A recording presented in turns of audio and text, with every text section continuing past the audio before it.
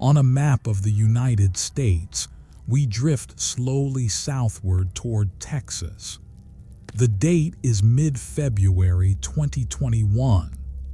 A rare Arctic air mass has begun to settle over the state, and in the days ahead, more than 4 million homes and businesses will lose electric power. Some outages will last hours. Others will stretch across days. As we move through this story together, we will stay with the quiet details. Frosted windows, candlelit rooms, neighbors checking on neighbors.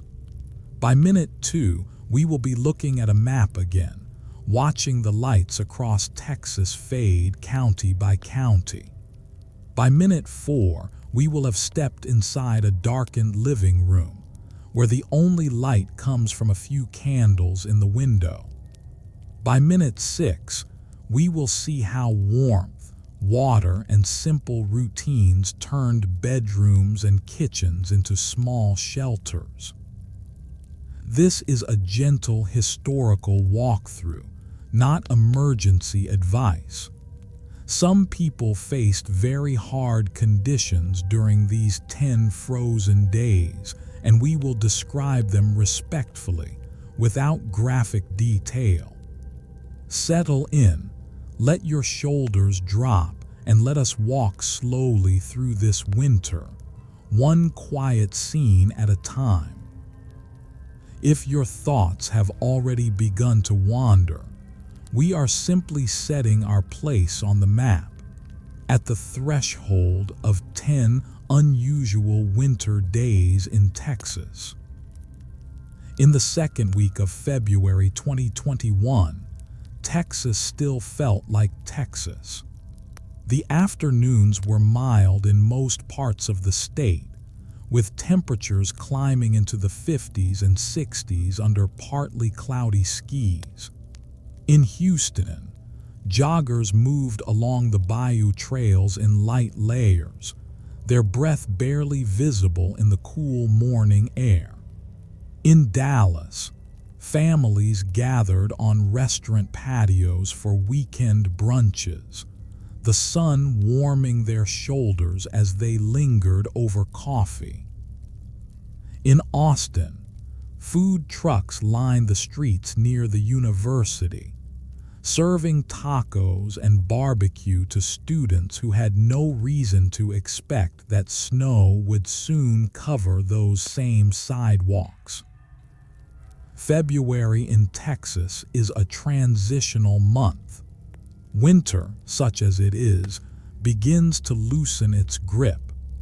Gardens show the first hints of spring, early bluebonnets pushing up in the hill country, azaleas budding in East Texas yards. Air conditioning units sit idle, waiting for the heat that will return in a few months. Ceiling fans turn lazily in living rooms where windows stand open to catch the breeze. The homes of Texas were built for this kind of weather, and for the brutal summers that define the state. Insulation in many houses was designed to keep cool air in during July and August, not to hold warmth during extended freezes. Pipes often ran through exterior walls or uninsulated attics, positioned where they would stay cool in the heat, but vulnerable to cold they were never expected to encounter. The electric grid itself was built around the assumption of summer peaks, when millions of air conditioners strain the system during 100-degree afternoons. In those ordinary February days, weather apps on phones across the state began to show something unusual. The forecast models were tracking a mass of Arctic air dipping unusually far south, a disruption in the polar vortex that would push frigid temperatures deep into the heart of the country. Meteorologists on evening news programs pointed to maps covered in blue and purple, colors that usually hovered over Minnesota or Montana, now stretching down toward the Gulf of Mexico. For most Texans, these forecasts were curiosities. The state had seen cold snaps before, brief dips into freezing weather that passed in a day or two. Schools might close for an afternoon. Roads near overpasses might get slick. But the cold always lifted quickly, and life returned to normal. The idea of sustained, bitter cold across the entire state seemed almost theoretical, something that happened elsewhere in places built for winter. In grocery stores, there was little urgency. Shoppers picked up their usual items without stocking up on extra supplies. Hardware stores sold a few space heaters, but nothing out of the ordinary. Gas stations pumped fuel at the regular pace. The routines of daily life continued uninterrupted, carried along by the comfortable assumption that Texas weather, whatever it did, would not do anything truly extreme for very long. Windows across the state stood open to the mild air, curtains shifting in gentle breezes. Through those windows, families could see their familiar neighborhoods, lawns still green from winter rains, cars parked in driveways, streetlights coming on as evening arrived. Everything looked as it always had. Everything felt ordinary. But on weather maps in forecast offices and on screens in living rooms, the purple mass of cold continued its slow drift southward. The numbers in the extended forecast dropped lower each day, and somewhere in those ordinary February afternoons, the last comfortable days before the freeze were passing, one by one, without anyone quite noticing them go. If you have drifted and returned, we are still in the calm days before the freeze, when windows stood open and the cold was only a forecast on a distant map.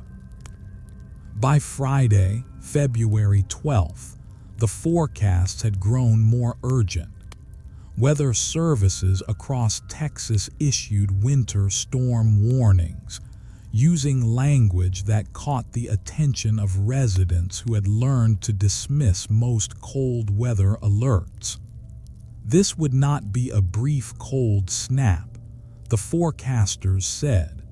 This would be prolonged. This would be severe. Temperatures would drop into ranges that most Texans had never experienced in their own homes. The first physical signs arrived on Saturday. In the Panhandle, where cold fronts typically enter the state, temperatures began falling steadily through the afternoon. By evening, thermometers in Amarillo read below freezing and continued to drop. The wind picked up, carrying a bite that felt foreign to anyone who had grown up in the region. Snow began to fall, light at first, then heavier, accumulating on roads that rarely saw more than a dusting. As Saturday turned to Sunday, the cold pushed southward. Dallas woke to frost on windshields that required scraping, a task many residents performed with credit cards or kitchen spatulas, having no ice scrapers in their cars. In Fort Worth, families noticed their breath fogging in the air as they walked to their mailboxes.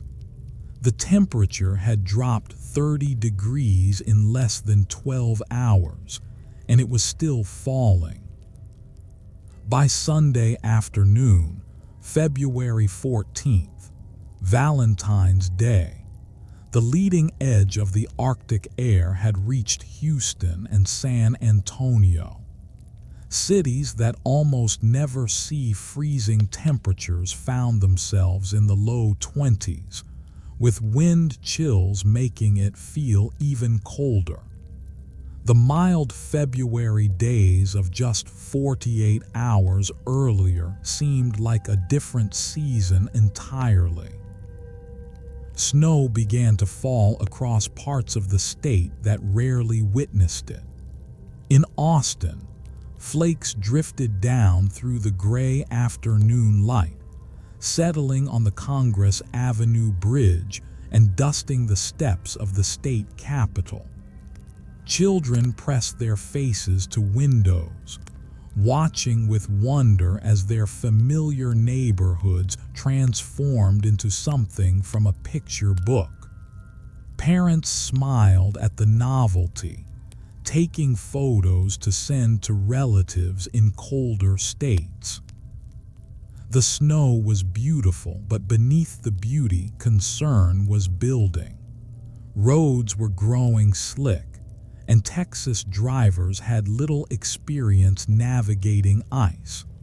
The state's transportation department had limited supplies of sand and salt, resources that northern states stockpiled but Texas rarely needed. Overpasses and bridges, elevated above the ground and exposed to cold air on all sides, froze first. Warning signs flashed on highways. Bridge may ice before road. In homes across the state, families began to take precautions. They turned on faucets to let water drip slowly, a technique to prevent pipes from freezing that many had heard about but never practiced. They covered outdoor faucets with towels or foam insulation purchased hastily from hardware stores. They brought plants inside and called pets in earlier than usual. They checked their supplies of flashlights and candles, just in case.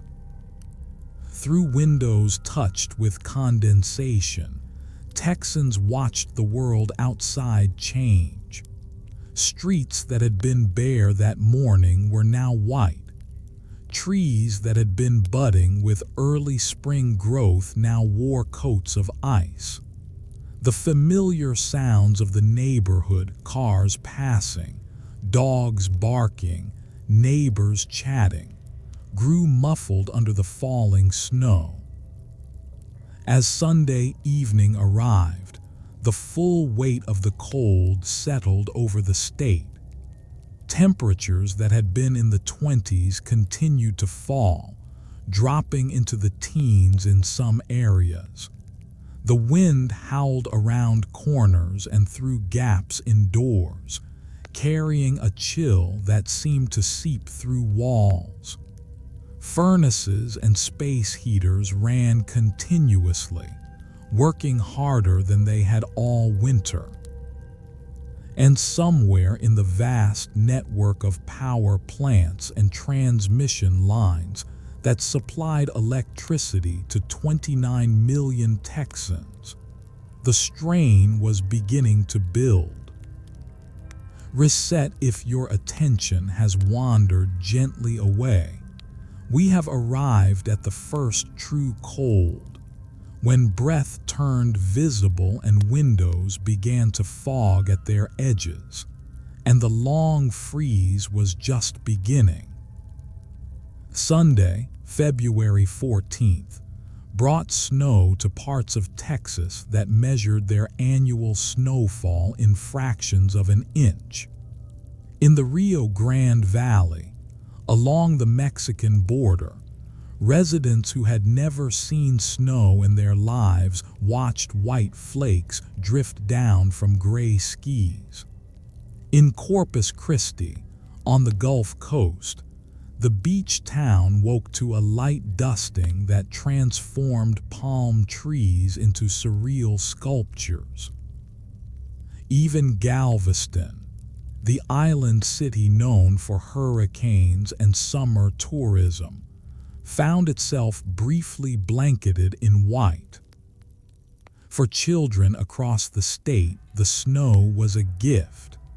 They tumbled out of doors bundled in whatever winter clothes their families owned, often mismatched, often insufficient but worn with joy. They scooped snow from lawns and car hoods, attempting snowballs that fell apart in their hands because the snow was too dry and powdery to pack properly. They made small snowmen, 3 or 4 inches tall, and photographed them proudly. The novelty was irresistible. Parents watched from doorways and windows, smiling at the excitement while keeping one eye on the weather updates streaming across their phones. The temperature was still falling. The forecast called for more snow overnight, and for the cold to deepen through Monday and into the week ahead. What had seemed like a charming winter interlude was beginning to feel like something more serious. By midday Sunday, the roads had become treacherous. Even major highways saw traffic slow to a crawl as drivers navigated ice they did not know how to handle. In Dallas, cars slid through intersections despite brake lights flashing. In Austin, a pileup on Interstate 35 closed lanes for hours. In Houston, where freezing rain mixed with the snow, every overpass became a hazard. The Texas Department of Transportation dispatched its limited fleet of sand trucks, but the need far exceeded the supply. In northern states, highway departments maintained vast stockpiles of salt and fleets of plows ready to deploy at the first sign of winter weather. Texas had no such infrastructure. The state's approach to winter had always been to wait it out. The cold never lasted long enough to justify major investment in snow removal equipment. As the afternoon wore on, public officials began urging residents to stay home. Schools that had planned to reopen after the weekend announced closures. Businesses that required employees to commute told staff to work from home or take the day off. The usual Monday rhythms of Texas life were being suspended before they could begin. Inside homes, families settled in for what they expected to be a brief interruption. They made popcorn and watched movies. They played board games retrieved from closets. They checked social media, where feeds were filling with photos of the snow, images of Austin's skyline under gray clouds, of Houston freeways empty and white, of dogs bounding through drifts in suburban backyards. Through windows now frosted at the edges, the view had changed completely. Neighborhoods that had looked green and mild just 2 days earlier now wore a uniform white. Cars sat buried under inches of snow. Mailboxes wore caps of ice. The usual sounds of the neighborhood had faded, replaced by a muffled quiet broken only by the wind. As darkness fell on Sunday evening, the temperature continued to drop. Single digits appeared on thermometers in the Panhandle. Teens and 20s settled across the rest of the state, and in homes everywhere, furnaces ran without pause, heaters glowed orange, and the electric grid, already under unprecedented strain, crept closer to its breaking point. If you have slipped away and come back, we are watching the snow settle across a state that rarely sees it, soft and white and quietly insistent, as the first frozen night begins. The morning of Monday, February 15th, arrived under heavy gray skies. In many homes across Texas, families woke to find the electricity still on, their heaters still running, their houses still warm. They made coffee and checked their phones, scrolling through news reports about the ongoing cold and the hazardous roads. They assumed they would spend another day at home, waiting for the weather to pass. But in other homes, the morning brought a different reality.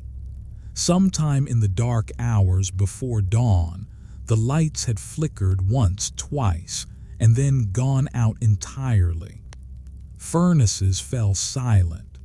Refrigerators stopped humming. The soft glow of charging phones dimmed and disappeared.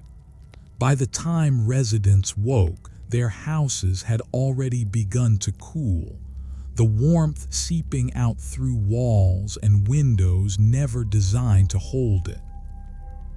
The outages were not random.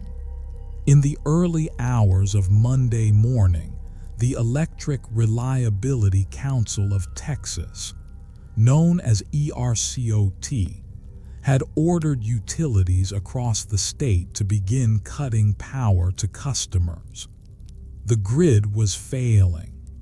Demand for electricity had surged to record levels as millions of heaters ran continuously against the cold, while at the same time, power plants were going offline.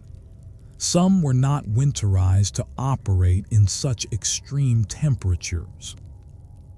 Natural gas supplies, needed to fuel many generators, were constrained by frozen pipelines and equipment. Wind turbines, which supplied a portion of the state's power, were affected by ice on their blades. The planned approach was called rolling blackouts. Temporary outages rotated among different areas to reduce overall demand and keep the grid from collapsing entirely. Residents were told the outages might last 30 to 45 minutes before power was restored, and the blackout moved to another neighborhood. It was supposed to be a managed inconvenience, a temporary measure until the crisis passed. But the rolling blackouts did not roll. In neighborhood after neighborhood, the power went out and stayed out. Minutes stretched into hours. Hours began to stretch toward days. The scale of the problem was simply too great, the gap between supply and demand too wide to bridge with rotating cuts. What had been announced as a temporary measure became, for millions of Texans, an extended ordeal. By midday Monday, the scope of the outages became clear. More than 4 million homes and businesses were without power. The number would grow higher in the hours ahead. Maps showing outage areas spread dark blue across the state like ink across a page. Houston, Dallas, San Antonio, Austin, every major city was affected. Rural areas and small towns were hit just as hard, often harder, as utility companies prioritized critical infrastructure and population centers. Inside the homes that had lost power, the cold began its slow advance. Houses that had been 70 degrees at midnight were 60 degrees by dawn and 55 by mid-morning. By afternoon, some had dropped into the 40s. Families could see their breath inside their own living rooms. They layered on every piece of clothing they owned. They pulled blankets from beds and wrapped themselves on couches. They gathered in single rooms, trying to concentrate their body heat in smaller spaces. Windows became barriers against the cold and frames for a changed world outside. Frost crept up the glass from the corners. Condensation formed and froze in delicate patterns. Through these icy panes, families could see their neighborhoods, also dark, also still, smoke rising from the occasional chimney of a house with a working fireplace, but most windows as black as their own. The silence was striking. Without the hum of refrigerators, the whir of heating systems, the soft buzz of electronics, homes fell quiet in unfamiliar ways. The only sounds were the wind outside and the voices of family members, speaking softly in the cold. If your mind has been elsewhere, we have reached the morning when lights began to flicker and then go still, leaving rooms quieter than they had been in years as the long cold settled in. To understand what happened to the Texas electric grid during those February days, we need to look beneath the surface of outlets and light switches to the vast system that powers a modern state. It is a system usually invisible in its working, noticed only when it fails. And in February 2021, it failed at a scale that few had imagined possible. The Texas electric grid is unusual among American states. While most of the country is connected through interstate transmission networks, allowing regions to share power during times of high demand or supply shortages, Texas operates its own grid, largely isolated from its neighbors. This independence was by design, a choice made decades earlier to avoid federal regulation. But it also meant that when Texas needed more power than it could generate, there was no easy way to import electricity from states that had it to spare. The grid works on a simple but unforgiving principle. Supply must equal demand at every moment. Power plants generate electricity, which flows through transmission lines to homes and businesses that consume it. If demand rises, as it does on hot summer afternoons when air conditioners run full blast, or on cold winter nights when heaters work overtime, supply must rise to meet it. If it doesn't, the grid becomes unstable.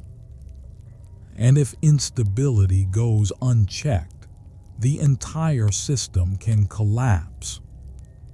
In the early hours of February 15th, the operators at ERCOT watched their screens with growing alarm. Demand was shattering winter records, climbing higher with each degree the temperature dropped. At the same time, power plants were failing. A natural gas plant in the Houston area went offline as equipment froze. A coal plant in East Texas tripped due to weather-related problems. Wind turbines across West Texas slowed or stopped as ice accumulated on their blades. The gap between what Texans needed and what the grid could supply widened by the hour. By early Monday morning, the grid was losing generation faster than operators could compensate. They faced a choice: allow the grid to collapse entirely, which could have damaged infrastructure and taken weeks or months to restore, or deliberately cut power to millions of customers to reduce demand and stabilize what remained. They chose the cuts. The order went out to utilities across the state: shed load immediately, begin controlled outages. The lights went out across Texas. The situation was supposed to improve as the day went on. Operators hoped that as dawn arrived and temperatures rose slightly, demand would ease and more plants could be brought back online. But the cold was unrelenting. Temperatures barely climbed above single digits in many areas. Pipes at power plants continued to freeze. Natural gas supplies remained constrained as wellheads and pipelines struggled with the cold they were never winterized to handle. Throughout Monday, the state remained in crisis. Power plants that came back online were offset by others that failed.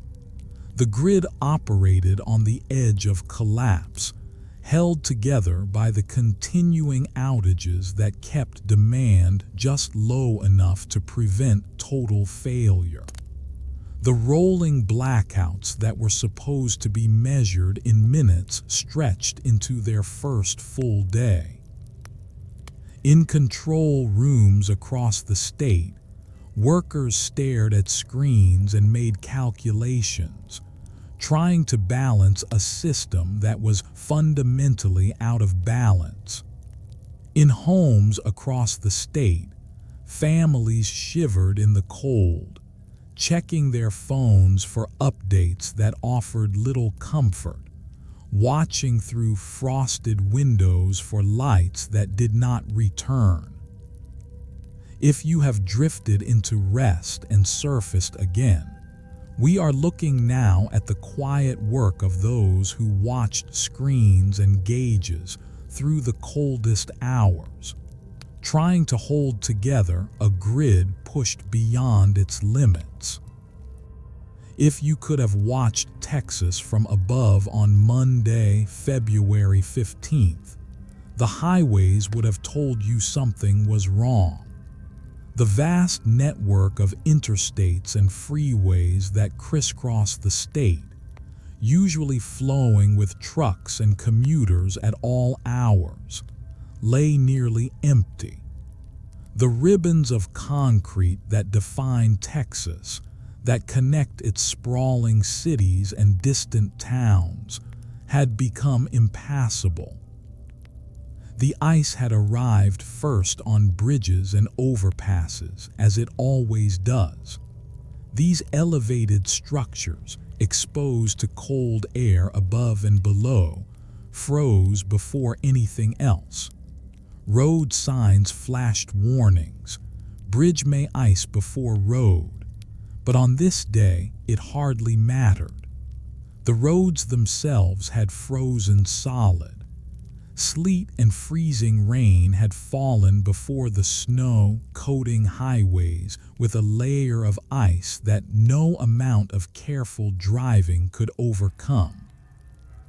In Houston, the labyrinth of highway interchanges that define the city stood empty.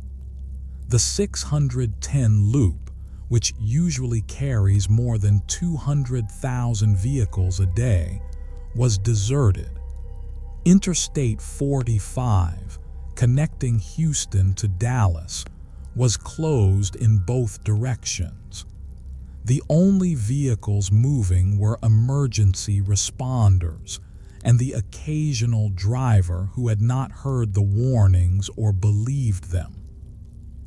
In Dallas-Fort Worth, where the Metroplex spreads across 9,000 square miles, the road closures trapped people wherever they happened to be. Some were stranded at work. Others were stuck at friends' houses or hotels. The usual 15-minute commute became impossible and would remain so for days. The city that depends on cars for everything simply stopped moving. Airports across the state closed one by one. Dallas-Fort Worth International, one of the busiest airports in the world, canceled all flights. Houston's two major airports did the same. San Antonio, Austin, Lubbock, El Paso. The departure boards filled with cancellations and the terminals emptied out. Travelers who had arrived for connections found themselves stranded in cities without power, sleeping in terminals that had become improvised shelters.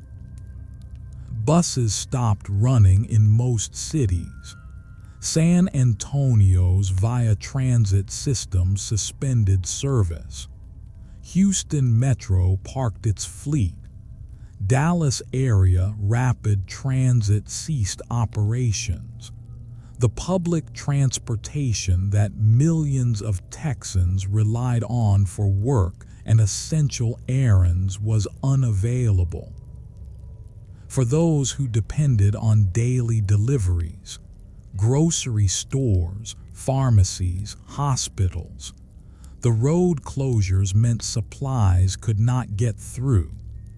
Trucks sat parked in distribution centers, their loads of food and medicine and fuel going nowhere. Store shelves that had been restocked just days earlier began to empty as customers bought what they could and no replacements arrived. The silence on the roads extended to neighborhoods. Without the usual hum of traffic, streets became eerily quiet. The only sounds were the wind, the crunch of ice underfoot, and occasionally the distant whine of a siren. People who ventured outside to check their cars or walk their dogs found themselves moving through a transformed landscape, one where every surface was slick and every step required concentration. Through windows, families could see their streets, white and still, tire tracks from earlier days already covered by fresh snow, sidewalks invisible under the drifts.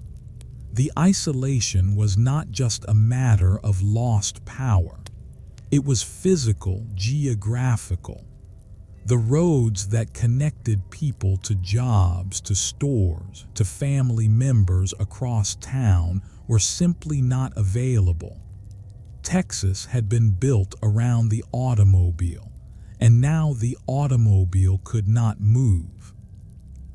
If your thoughts have traveled elsewhere, we are watching the familiar motion of Texas highways slow to a whisper, lanes of ice stretching toward quiet horizons as the state settles into stillness. In the first hours of the freeze, phones became lifelines. People checked weather apps constantly, watching the temperature fall and the forecasts grow more serious. They texted family members to confirm everyone was safe. They scrolled through social media, where feeds filled with images of the snow, a novelty to share at first before the situation darkened.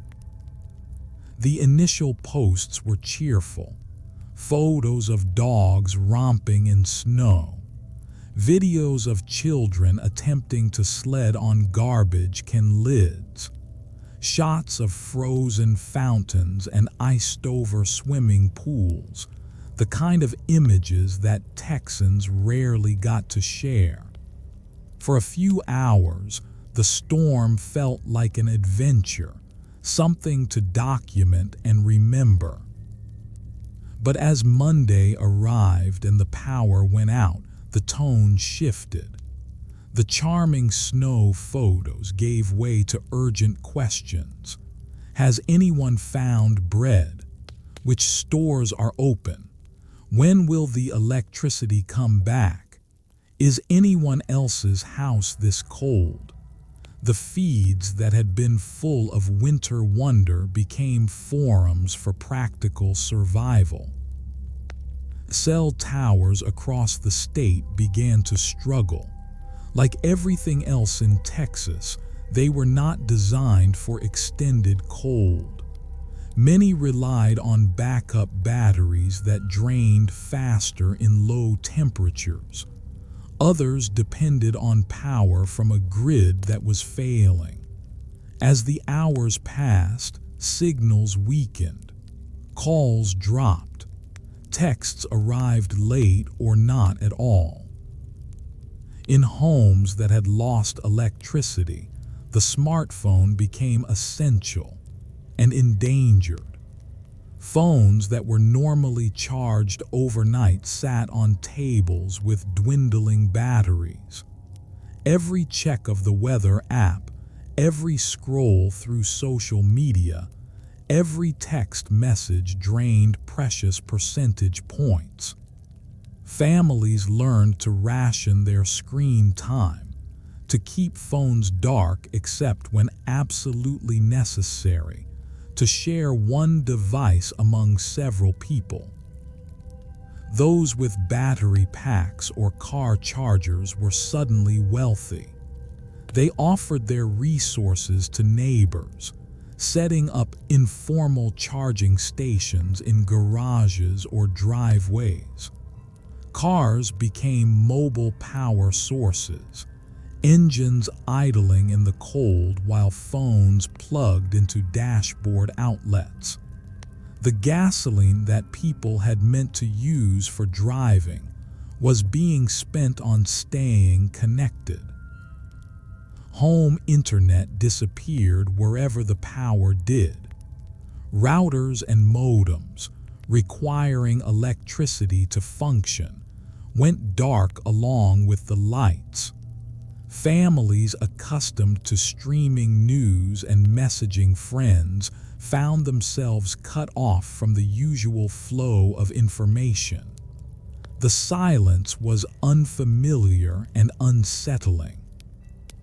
Some people turned to battery-powered radios, devices that had been gathering dust in closets or garages for years. Local stations broadcast continuous updates, warming center locations, boil water notices, estimates about when power might return.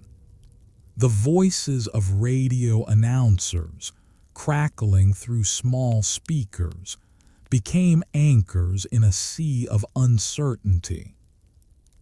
Cars provided another source of information. Families sat in driveways with engines running, heater blowing, listening to news on the dashboard radio. The car became a temporary refuge, warm, powered, connected, before the fuel gauge and the cold drove them back inside. For many, the hardest part was not knowing. When would the power return? When would roads be passable? Was help on the way? Official updates were sometimes slow to arrive, and when they did, they often could not answer the most pressing questions. People refreshed websites and checked apps, searching for information that seemed always just out of reach. The isolation of the freeze was not just physical, it was informational, communicational. The usual flows of news and conversation that connected Texans to each other and to the wider world had been reduced to a trickle. And in that quiet, people waited, watching their phones for updates that arrived too slowly, too uncertainly, too late. If your mind has wandered, we are now in the portion of the story where the outside world feels more distant, and news arrives in smaller, quieter pieces, filtered through fading screens and crackling radio waves. When the power went out and stayed out, the first decision many families faced was simple but consequential. Which room would they try to keep warm? In houses designed for Texas summers, with central heating that required electricity to run, the cold crept in from all directions. Trying to maintain the whole house was impossible. The only hope was to concentrate everyone and everything in a single space. Living rooms became the default choice for most families. They tended to be the largest common spaces, with couches and chairs that could accommodate everyone. They often had the most blankets readily available, draped over furniture.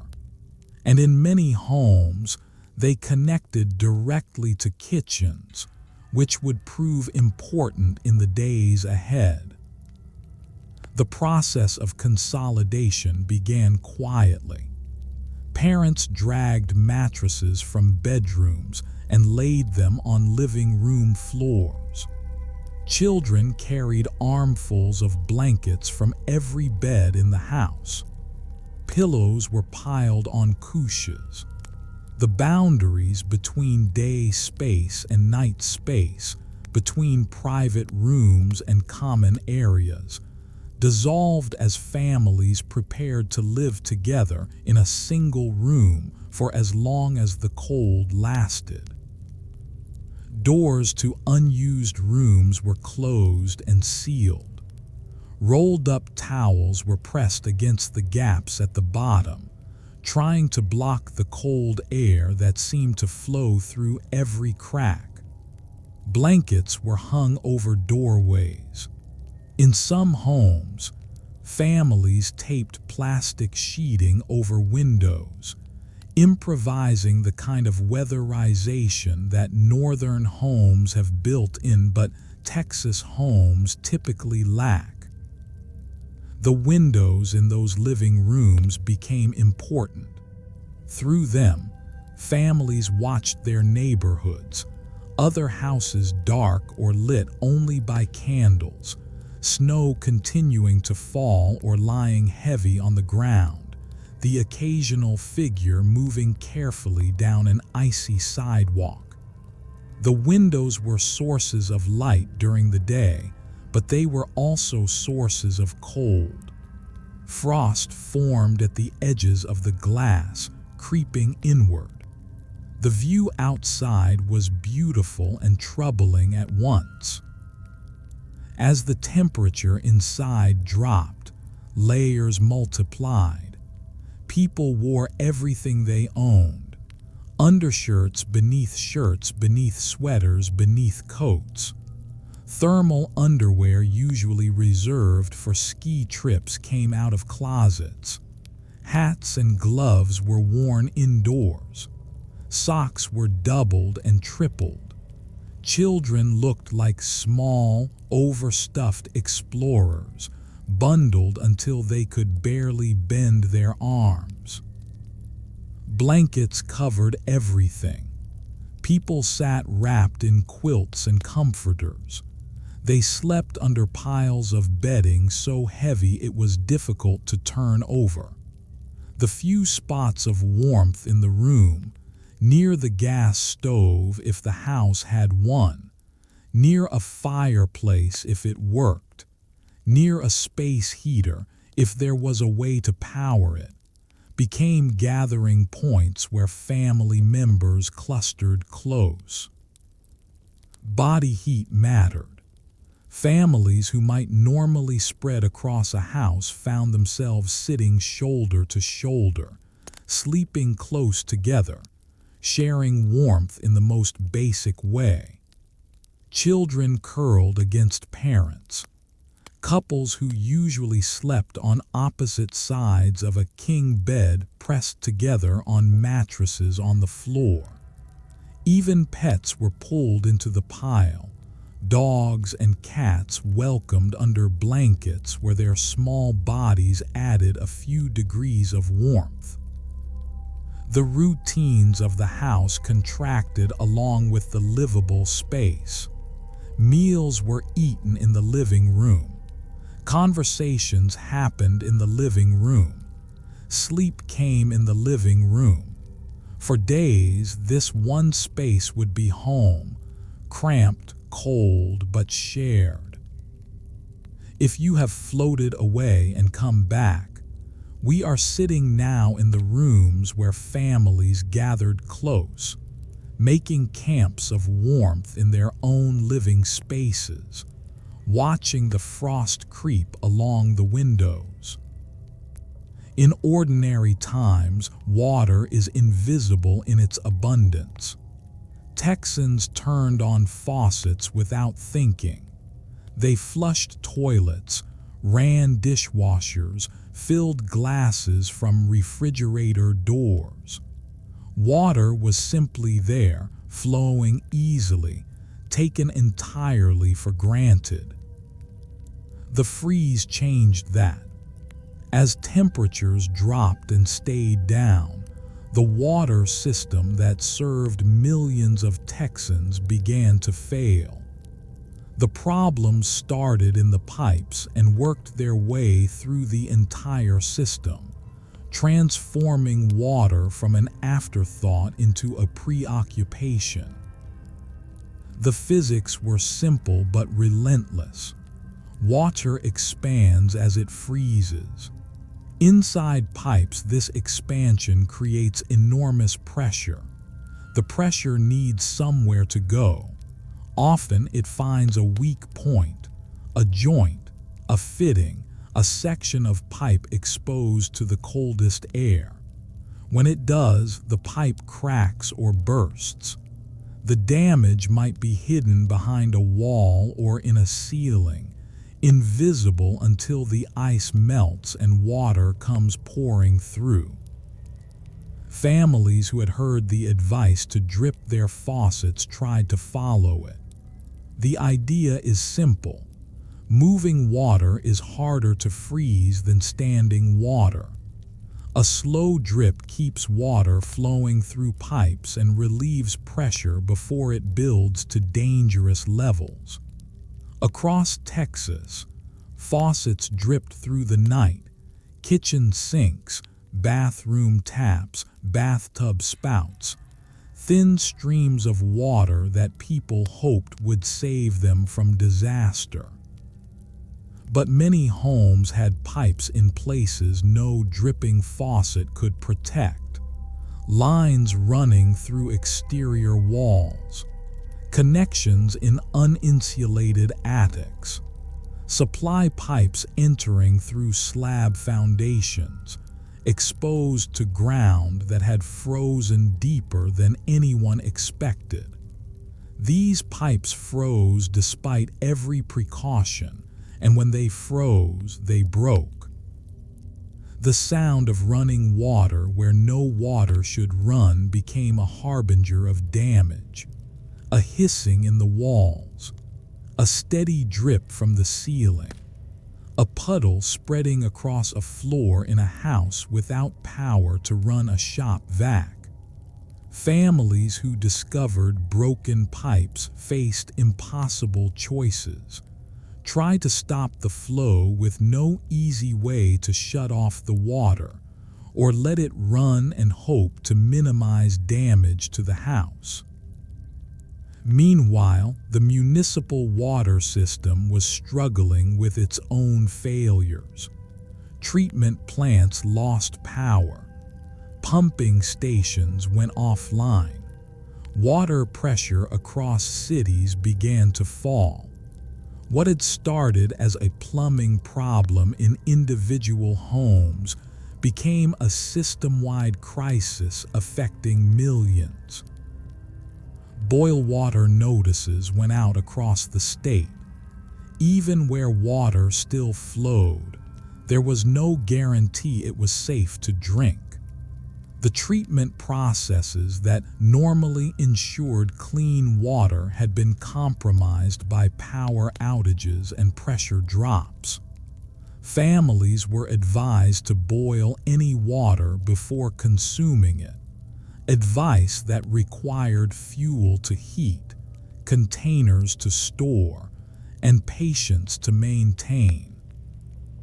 Water collection became a daily ritual. People filled bathtubs while pressure still allowed. They gathered pots and pitchers and buckets, anything that could hold liquid. When taps ran dry, they turned to other sources. Snow was scooped from porches and yards, brought inside to melt over whatever heat source was available.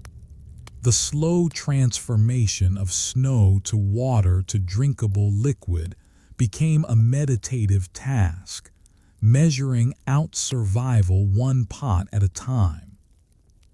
If your attention has wandered softly away, we are with the careful work of water now, dripping faucets, melting snow, and the steady patience of making each drop count. As the freeze deepened and the outages stretched from hours into days, the need for shared warmth became urgent. Across Texas, institutions that had been closed for winter opened their doors. Churches, schools, recreation centers, community halls. These spaces, designed for other purposes, became temporary shelters for those whose homes had grown too cold to bear. The transformation happened quickly. In church fellowship halls, folding tables were pushed aside to make room for cots. School gymnasiums, usually echoing with basketball games and pep rallies, filled with rows of simple beds separated by respectful distances. Community centers that had hosted yoga classes and senior socials became refuges where families could escape the dangerous cold of their unheated homes. The shelters operated on whatever resources they could gather. Many relied on generators that hummed steadily, providing power for lights, heaters, and the crucial ability to charge phones. Volunteers organized donations of blankets, gathering armfuls from local stores or bringing their own from home. Canned goods and bottled water arrived by the carload, dropped off by community members who wanted to help however they could. The people who came to shelters arrived in various states of need. Some had been without power for just a few hours, but saw the forecasts and made the decision to leave before their homes grew dangerously cold. Others had endured a day or more, their houses dropping into the 40s or below, before finally deciding they could not manage alone. A few came from truly desperate circumstances. Pipes burst and flooding, no heat and no means to create any health conditions that could not tolerate the cold. The journey to shelter was often an ordeal in itself. Roads were still icy and treacherous. Some families walked, carrying small children and essential belongings through snow that reached their knees. Others relied on neighbors with four-wheel drive or the courage to navigate the ice. A few were transported by emergency vehicles, rescued from situations that had become too dangerous to endure. Inside the shelters, a particular atmosphere took hold. It was quiet, subdued, but not hopeless. People sat on cots and looked at their phones. Children drew with crayons on paper provided by volunteers. Elderly residents wrapped themselves in blankets and dozed. The usual boundaries between strangers softened as shared circumstance created unexpected community. Volunteers moved through the spaces offering what comfort they could. Cups of hot coffee and cocoa, bowls of soup or chili, warm words and patient listening. For many, the kindness of strangers was as warming as the heated air. Someone cared. Someone had organized this. Someone was working to help. Through the windows of the shelters, the cold world outside was visible. Snow still covered the ground. Streets remained empty. Other buildings sat dark and silent. But inside, lights glowed and heaters hummed, and people found temporary respite from the freeze. These spaces became points of warmth in a cold landscape, their lit windows visible from blocks away, beacons for anyone who needed them. If you have been resting and returned, we have reached the halls and gymnasiums where larger spaces offered shared warmth to those who needed it most. Windows glowing softly in dark neighborhoods. While the formal shelters provided organized refuge, a quieter form of aid was spreading through neighborhoods across the state. It happened on porches and in driveways, through text messages and knocks on doors. Neighbors were checking on neighbors. The checks often started simply. Someone with power or heat would think of someone without. An elderly couple next door who lived alone. A single mother with young children. A neighbor recently home from surgery. The question formed naturally, are they okay? Do they need anything? Should I go see? The visits required courage. Stepping outside in those temperatures, navigating icy sidewalks and driveways, risking falls and frostbite. None of it was easy, but people went anyway. They pulled on boots and layers and ventured out to knock on doors, to peer through windows, to call out names and wait for answers. What they offered varied with what they had. Families with gas stoves that still worked invited neighbors over to warm up and charge their phones. Those with working fireplaces shared the heat of their flames. People with four-wheel drive vehicles offered rides to shelters or grocery stores. Whatever resources one household had, they extended to others. Food moved between houses. Pots of soup made in one kitchen were carried through the snow to another. Casseroles were assembled from whatever ingredients were available and delivered to those who had no way to cook. Bread, when it could be found, was shared loaf by loaf. The simple act of feeding a neighbor became an act of solidarity. Information flowed along with the food. Which stores were open and had supplies? Which streets were passable?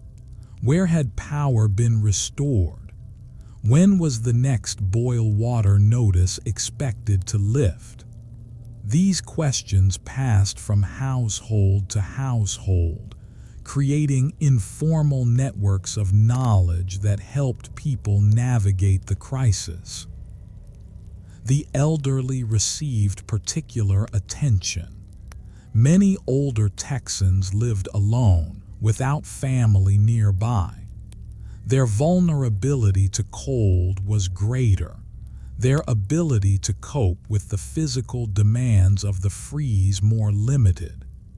Neighbors who remembered seeing them in ordinary times now made sure to check daily, bringing food, offering warmth, simply confirming that they were safe.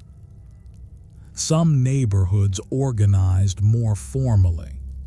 Text chains and social media groups coordinated efforts, assigning volunteers to check specific streets or blocks. Lists were made of who needed what. People with specific skills, medical training, plumbing experience, generator expertise were identified and their help requested where it was needed most. The connections formed during those frozen days would outlast the crisis.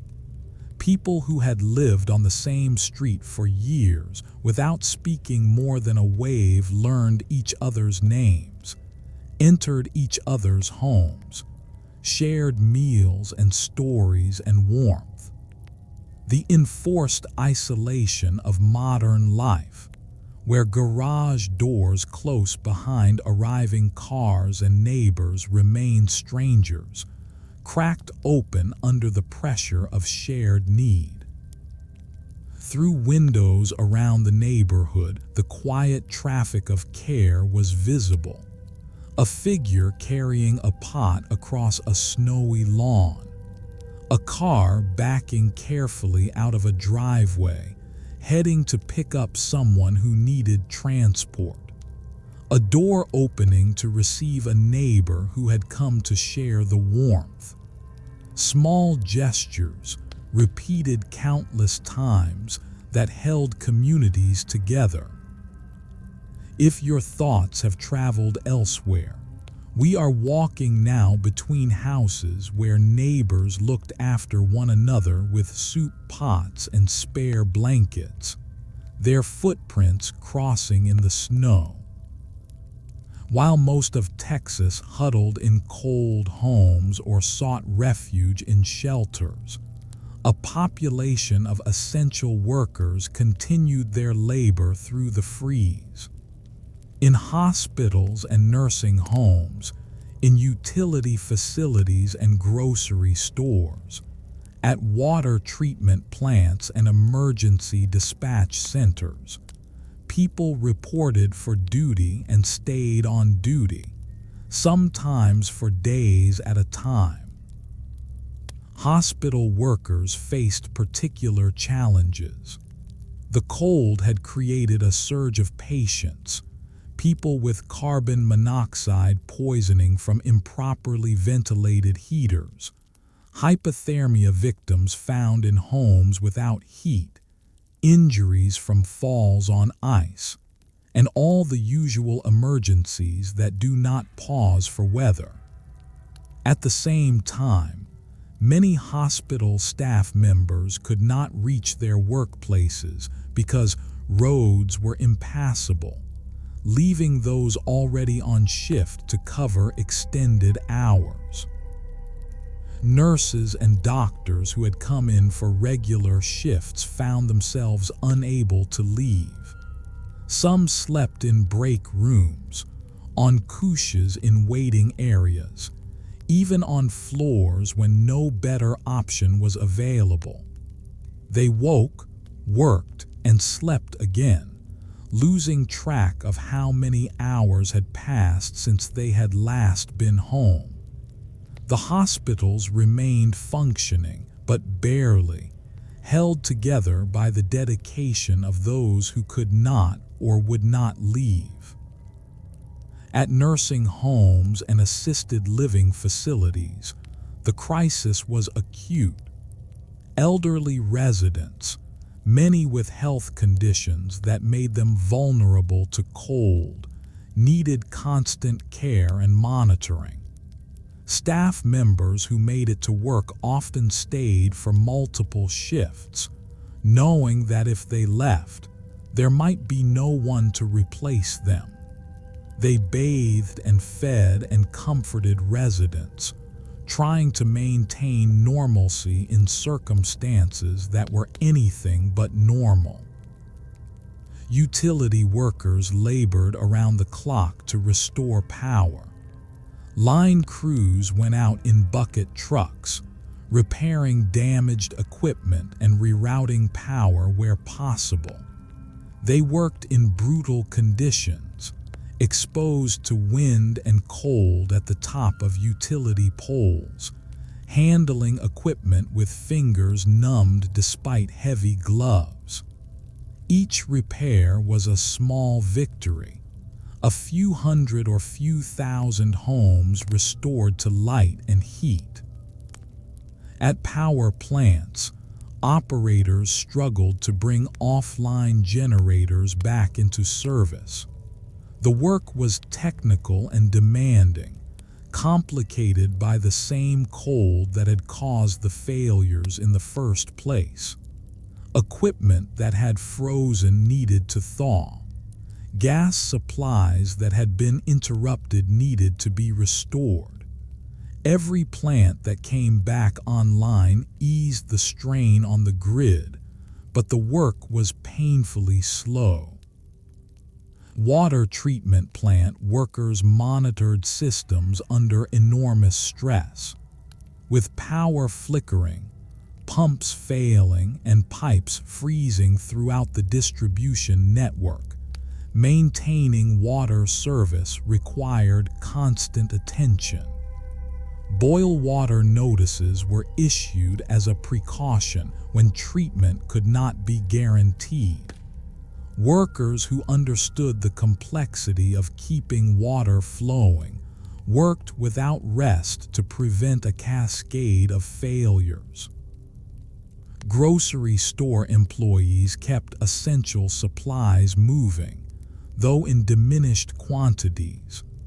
They stocked shelves with whatever deliveries could get through.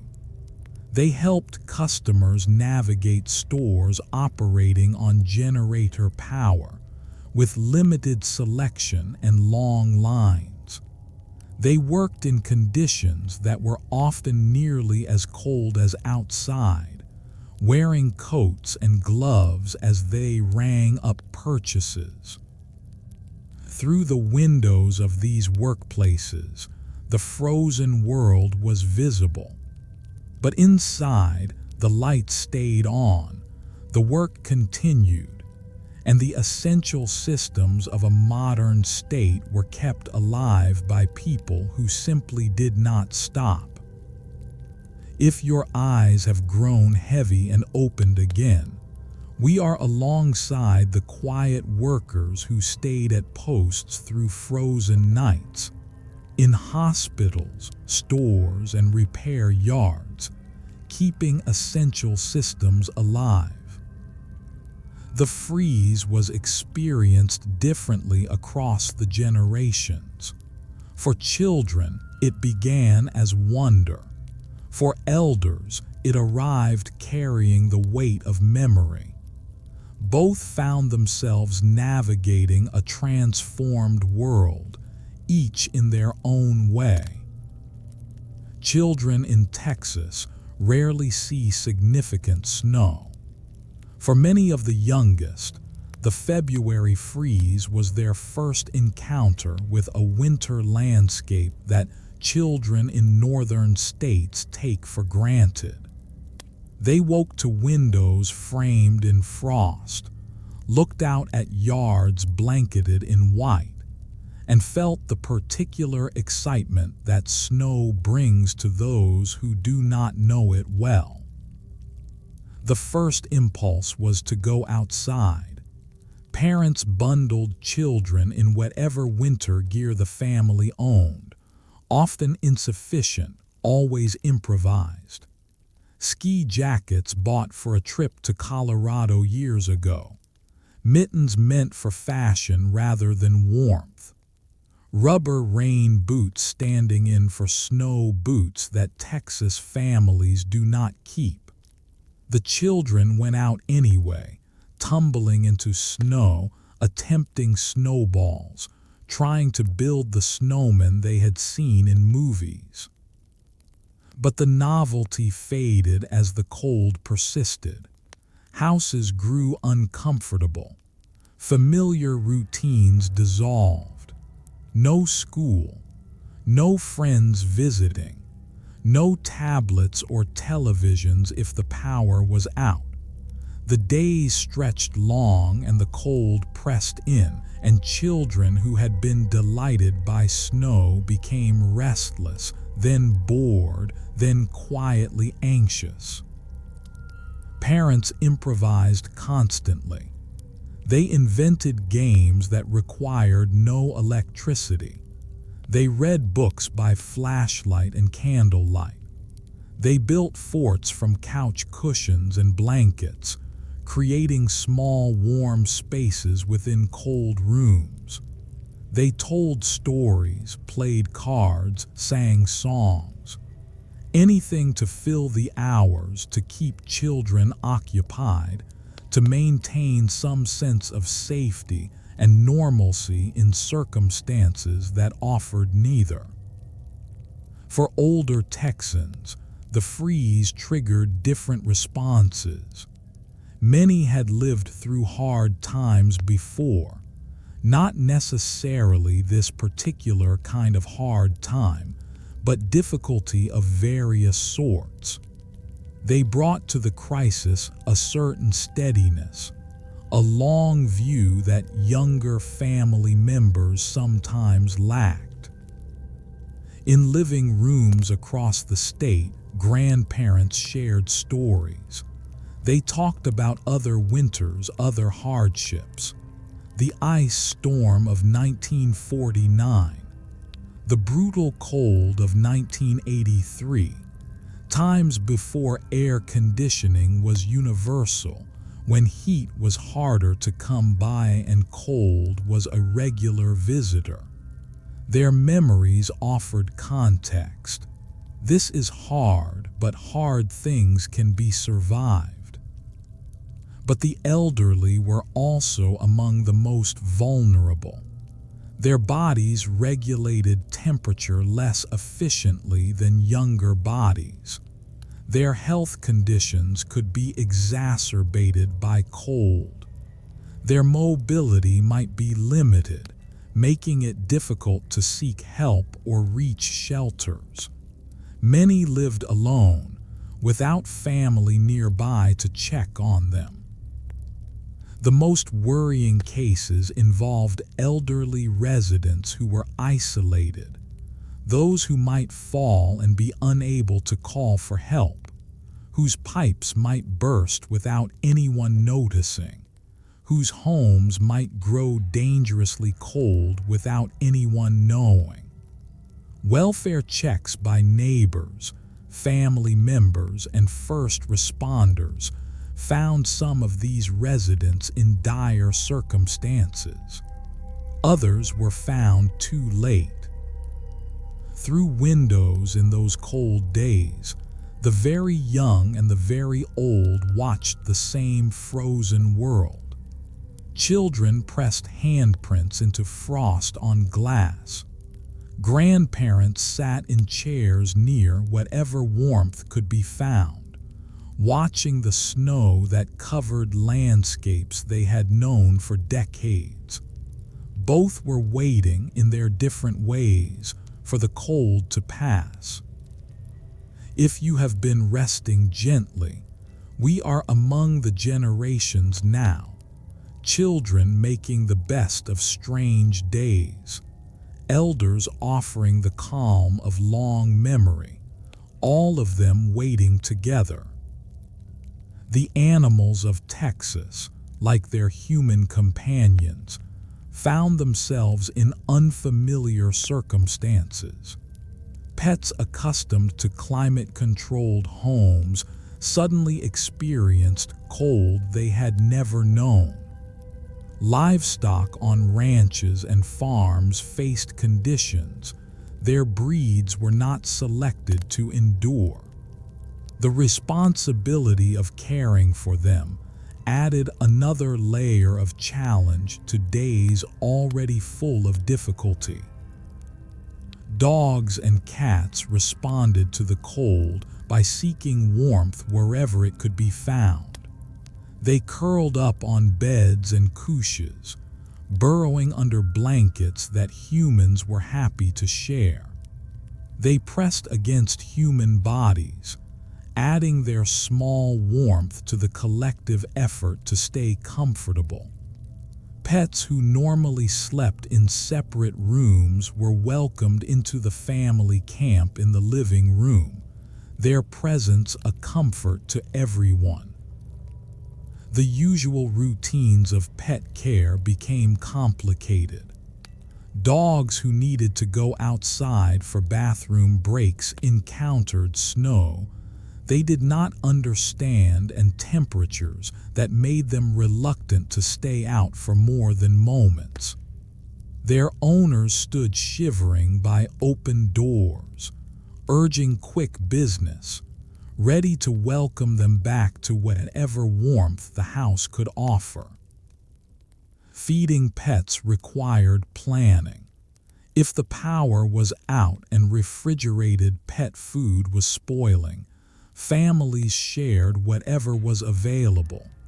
Dogs ate human food scraps when their usual kibble ran low. Cats adapted to whatever protein could be found. Water bowls that might freeze were checked and refilled regularly. The basic needs of animals had to be met alongside the basic needs of their people. On ranches and farms across the state, the stakes were higher. Texas is cattle country, and millions of animals were exposed to cold that their physiology was not designed to handle. Ranchers went out in brutal conditions to check on herds, to break ice forming on water tanks, to distribute extra feed that animals needed to generate body heat. Horses required particular attention. Unlike cattle, which can tolerate cold if they are dry and fed, horses are more sensitive to weather extremes. Owners blanketed them, moved them into barns where possible, and checked on them frequently.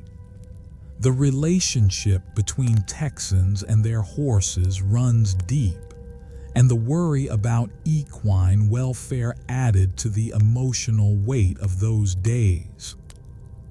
Smaller livestock, goats, sheep, chickens, were brought into whatever shelter could be found. Some ended up in garages or barns.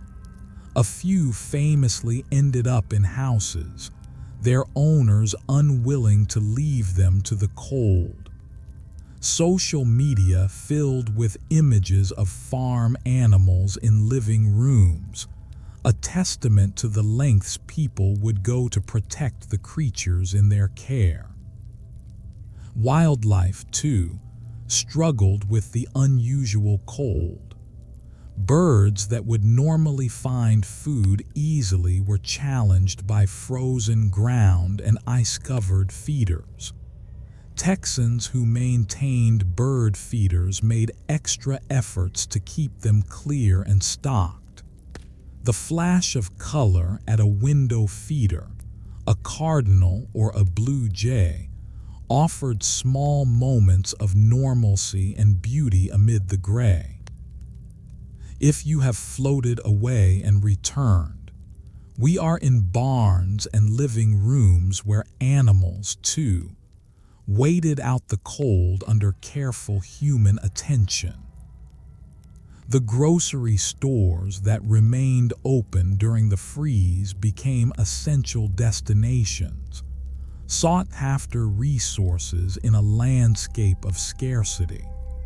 Their parking lots filled with careful drivers navigating ice. Their doors swung open to admit bundled customers, and their shelves told the story of supply chains disrupted and demand suddenly spiked. The problems began before the worst of the cold arrived. As forecasts grew more serious, Texans did what people everywhere do before storms. They shopped. Bread disappeared first, as it always does.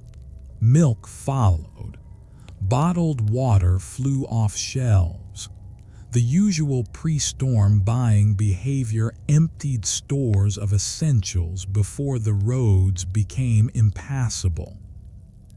When the freeze truly set in and power outages spread, the situation grew more complicated. Many stores lost electricity along with the surrounding neighborhoods. Refrigerated cases warmed and their contents spoiled. Frozen foods thawed. Cash registers stopped working. Even stores with generator backup could only maintain basic operations, their aisles dim and their selection limited. The stores that remained open became gathering points for communities. People waited in lines that stretched through parking lots, standing patiently in temperatures that numbed fingers and toes. The waits could last an hour or more, but people endured them because the alternative, having nothing, was worse. Inside, they filled carts with whatever was available: canned goods, crackers, anything that did not require refrigeration or cooking. The shelves presented a strange kind of abundance and scarcity side by side. Whole sections stood empty, no bread, no eggs, no milk, but other items remained plentiful.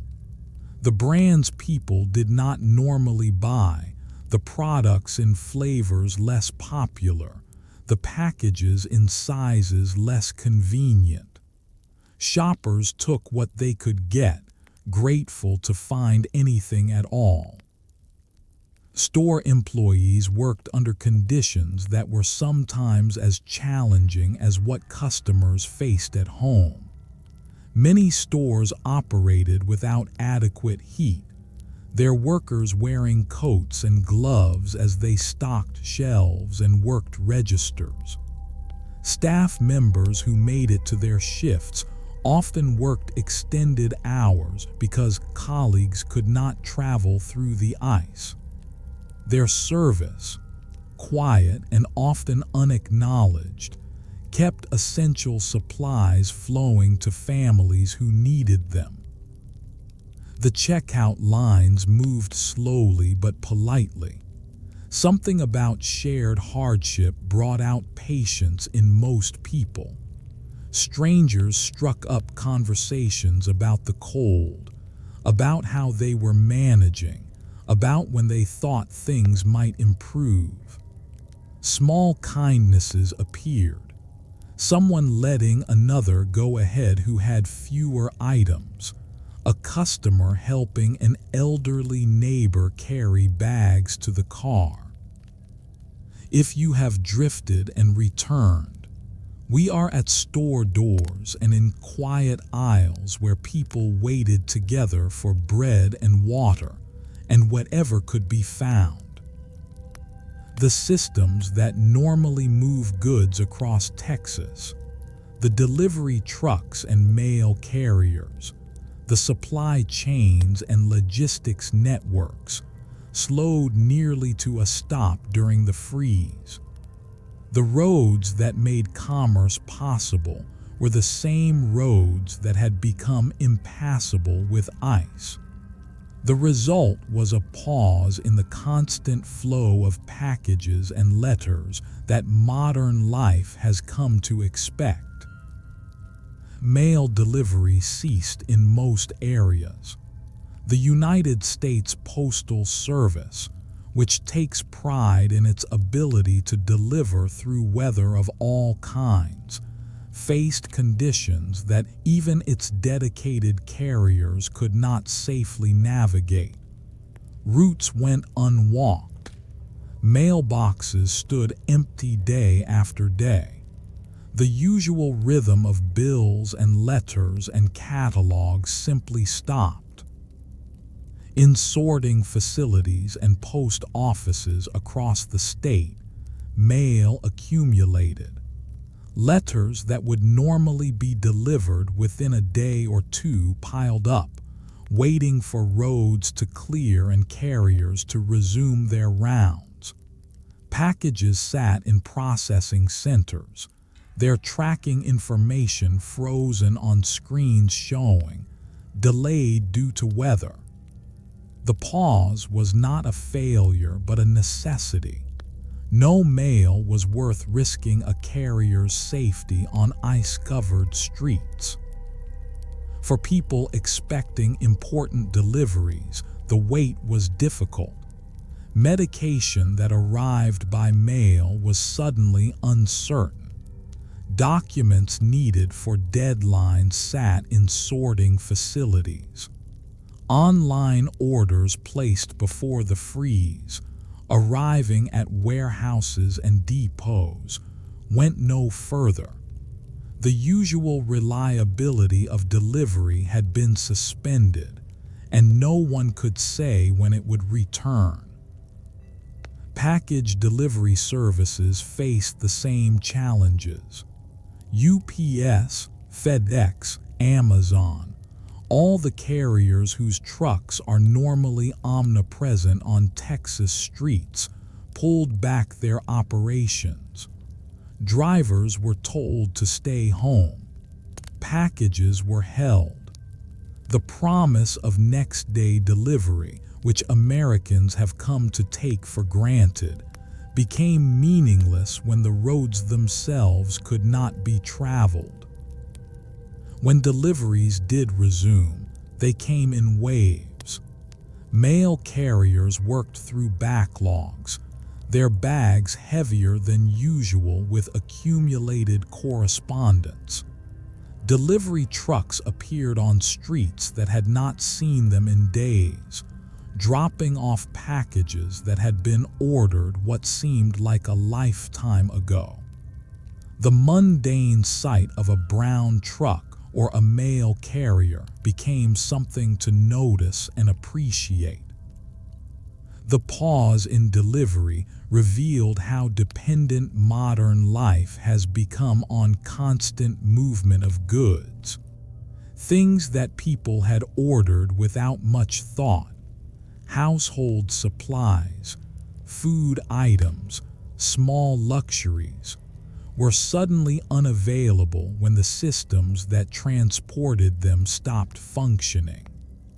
The freeze was, among other things, a reminder of the invisible infrastructure that makes ordinary life possible. If your attention has drifted, we are watching the flow of letters and packages slow to a pause, waiting for roads to clear and warmth to return. The nights during the freeze were long, cold, and dark. Without power, the usual illumination of neighborhoods, street lights, porch lights, the glow of windows was absent. The darkness was deep, broken only by the occasional candle or flashlight, and the stars above were brighter than most Texans had ever seen them. In homes across the state, informal night watches developed. Someone needed to stay awake, at least for part of the night, to monitor the small systems keeping the household alive. A faucet dripping to prevent frozen pipes needed to keep dripping. A space heater running on a generator needed fuel.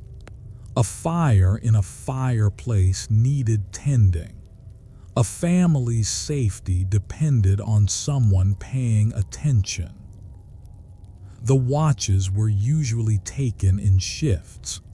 A parent would stay up until midnight or 1 in the morning, then wake a spouse or older child to take over.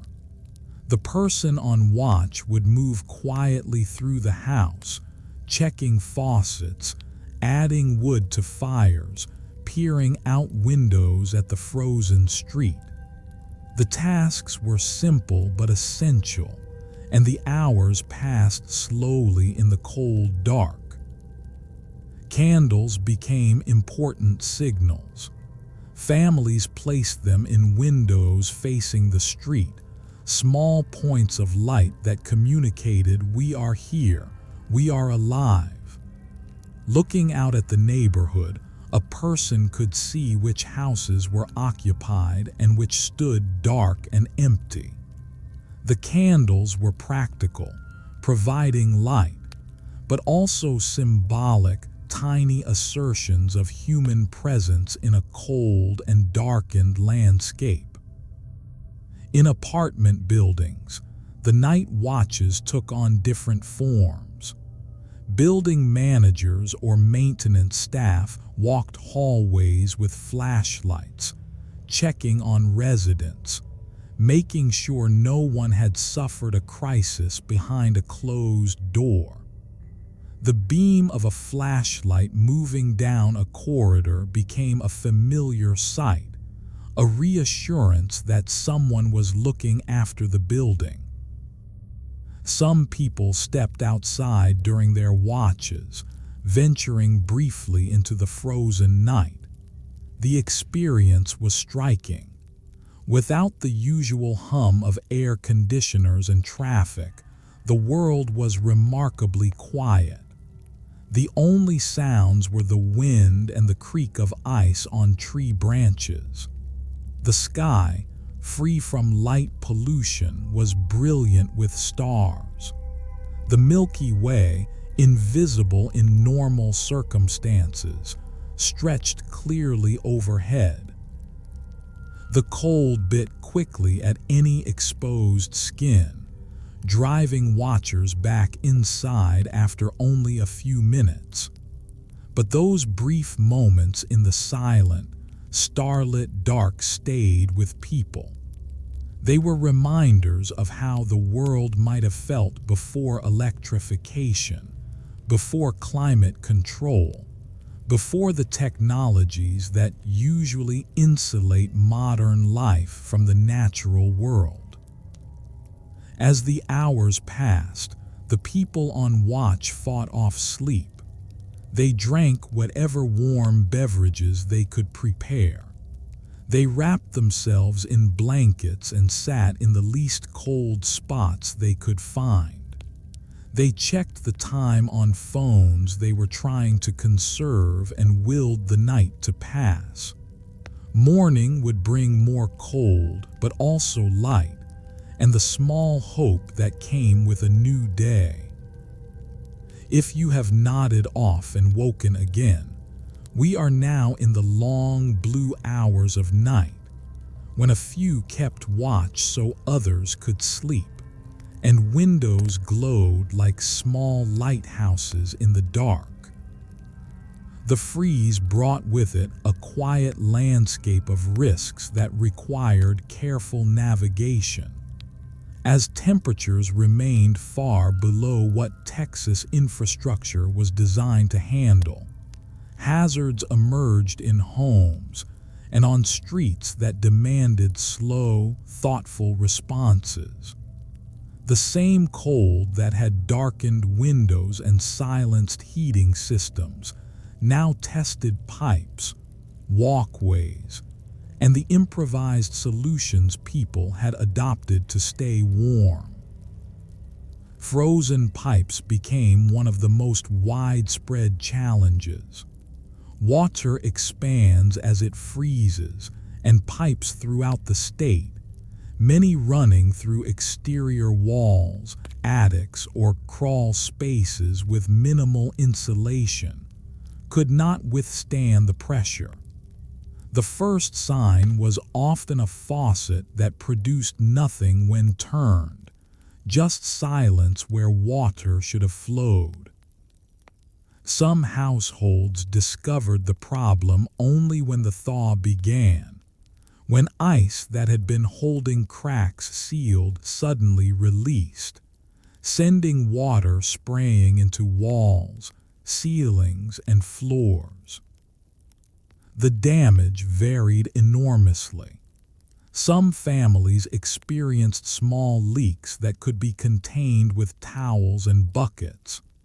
Others faced more significant flooding that damaged belongings, soaked carpets, and required extensive repairs. The sound of water where water should not be became a source of anxiety in homes throughout the state.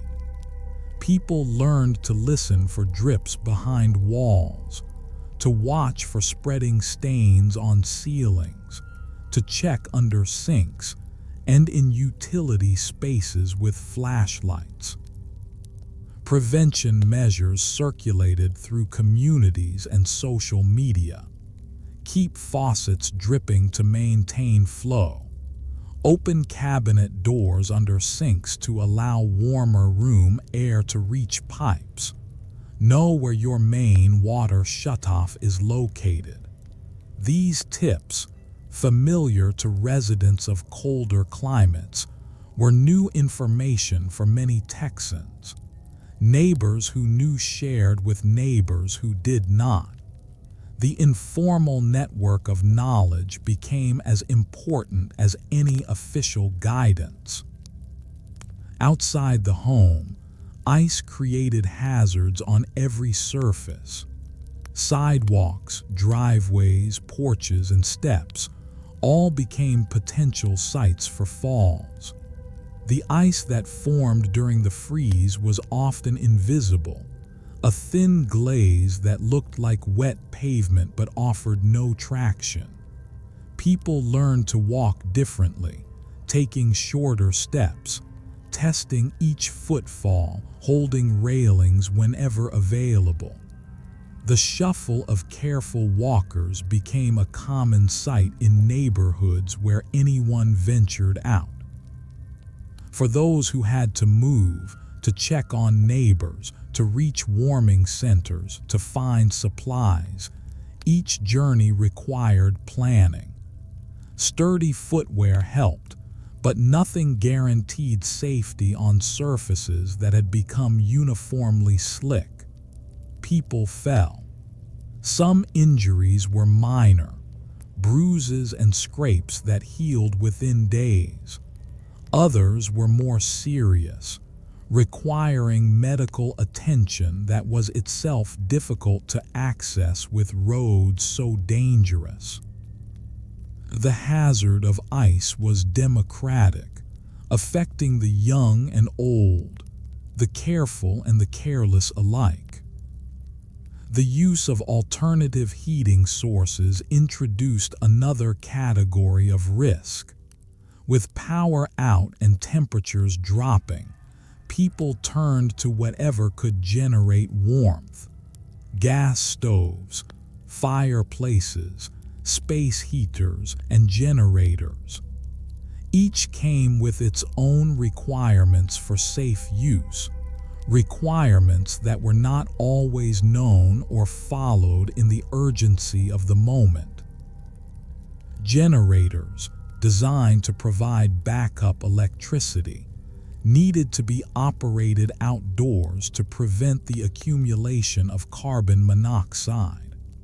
But the cold made outdoor placement seem counterintuitive, and some families brought generators into garages or placed them too close to windows, allowing the odorless gas to seep into living spaces. Carbon monoxide detectors, where they existed and had working batteries, provided crucial warnings. Where they did not, the danger was invisible. Gas ovens, used as heating sources in some households, posed similar concerns.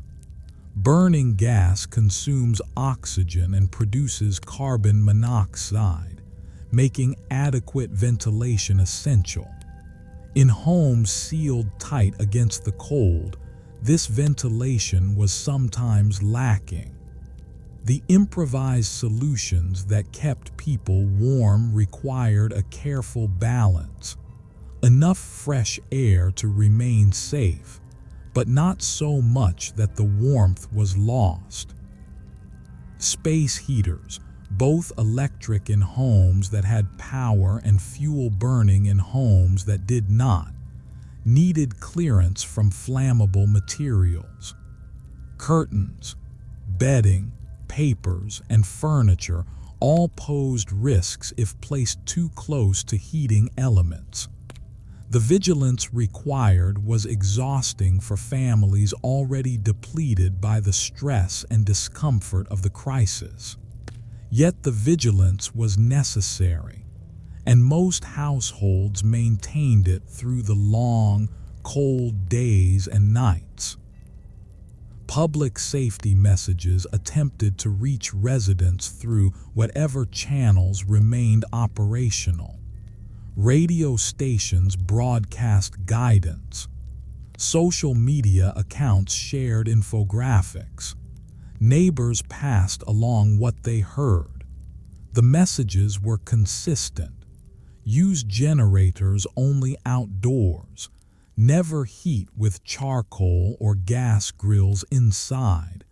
Ensure ventilation when using any fuel-burning appliance. Check on neighbors who might not have heard the warnings. The careful movement through the freeze, physically slow on icy surfaces, mentally attentive to invisible dangers, became a shared experience. People looked out for each other, sharing what they knew about risks and precautions. A neighbor might mention the importance of dripping faucets to someone who had not heard. A family member might remind another about carbon monoxide dangers. The community's collective knowledge grew through these informal exchanges. By the later days of the freeze, a certain rhythm had developed around hazard awareness. Check the faucets. Test the walkway before stepping. Ensure ventilation near any heat source. These routines became automatic, woven into the daily patterns of survival. The alertness was tiring, but it was also protective. The habits formed during the crisis would, for many, persist long after the temperatures rose. Through windows that looked out on icy landscapes, people could see the evidence of careful navigation everywhere. The slow shuffles of neighbors, the salt or sand scattered on porches, the small preventive measures that marked a community adapting to unfamiliar conditions. The hazards were real, but so was the response, thoughtful, patient, and shared. If your mind has wandered, we are in the careful portion of the story, where each step and each tool required thought and patience. After days of relentless cold, the first signs of change arrived not with fanfare but with the softest of shifts. A thermometer on a back porch that had read 18 degrees for 3 mornings in a row now showed 22. The difference was small, almost imperceptible, but it carried within it the beginning of something new. The deep freeze was loosening its grip, one quiet degree at a time. The wind, which had been a constant presence throughout the crisis, began to soften. Where it had howled against windows and pushed through every gap in door frames, it now moved more gently, carrying less bite. People who stepped outside for brief moments noticed the change immediately. The air still held cold, but it was a different cold now. Less aggressive, less insistent. The kind of cold that felt like it might eventually give way. Neighborhoods across Texas, power began to return in scattered patches. A street that had been dark for 4 days suddenly flickered back to life. Porch lights came on. Refrigerators hummed. Heating systems clicked and whirred, pushing warm air through vents that had been silent for what felt like forever. The sound of a heater running, so ordinary under normal circumstances, now seemed almost miraculous. Families gathered near vents, feeling the warmth spread slowly through rooms that had grown so cold. The return of power was not uniform. Some areas regained electricity while neighboring streets remained dark. This unevenness created its own quiet drama. Those with power checked on those without, offering warm meals, hot showers, a place to charge phones. The patchwork of recovery meant that patience was still required, but now that patience was accompanied by hope. The waiting felt different when you could see lights returning elsewhere, when you knew your turn might be coming. Windows that had been frames for frozen landscapes now looked out on scenes of gradual change. Icicles that had grown thick and long during the coldest days began to drip. The sound of water falling from eaves became a new background rhythm, replacing the silence that had dominated for so long. Snow that had seemed permanent started to show the first signs of softening. Dark patches appeared on rooftops where the sun hit directly. The world was waking up. Inside homes where power had returned, the first hours were spent in a kind of grateful adjustment. Thermostats were set carefully, not too high, just warm enough to take the edge off. People who had slept in layers of clothing began to shed a sweater or two. Hot water flowed again in some houses, and the simple pleasure of a warm shower became a profound relief. These ordinary comforts, taken for granted before the freeze, now felt like gifts. For those still waiting for power, the news of restoration elsewhere brought mixed emotions.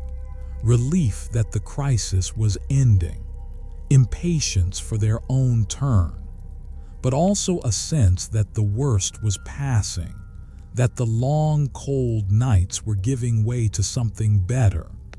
Neighbors shared updates, tracking which streets had come back online, estimating when their own might follow. The information networks that had formed during the crisis now carried more hopeful messages. The sky itself seemed different. Where clouds had hung low and gray for days, breaks began to appear.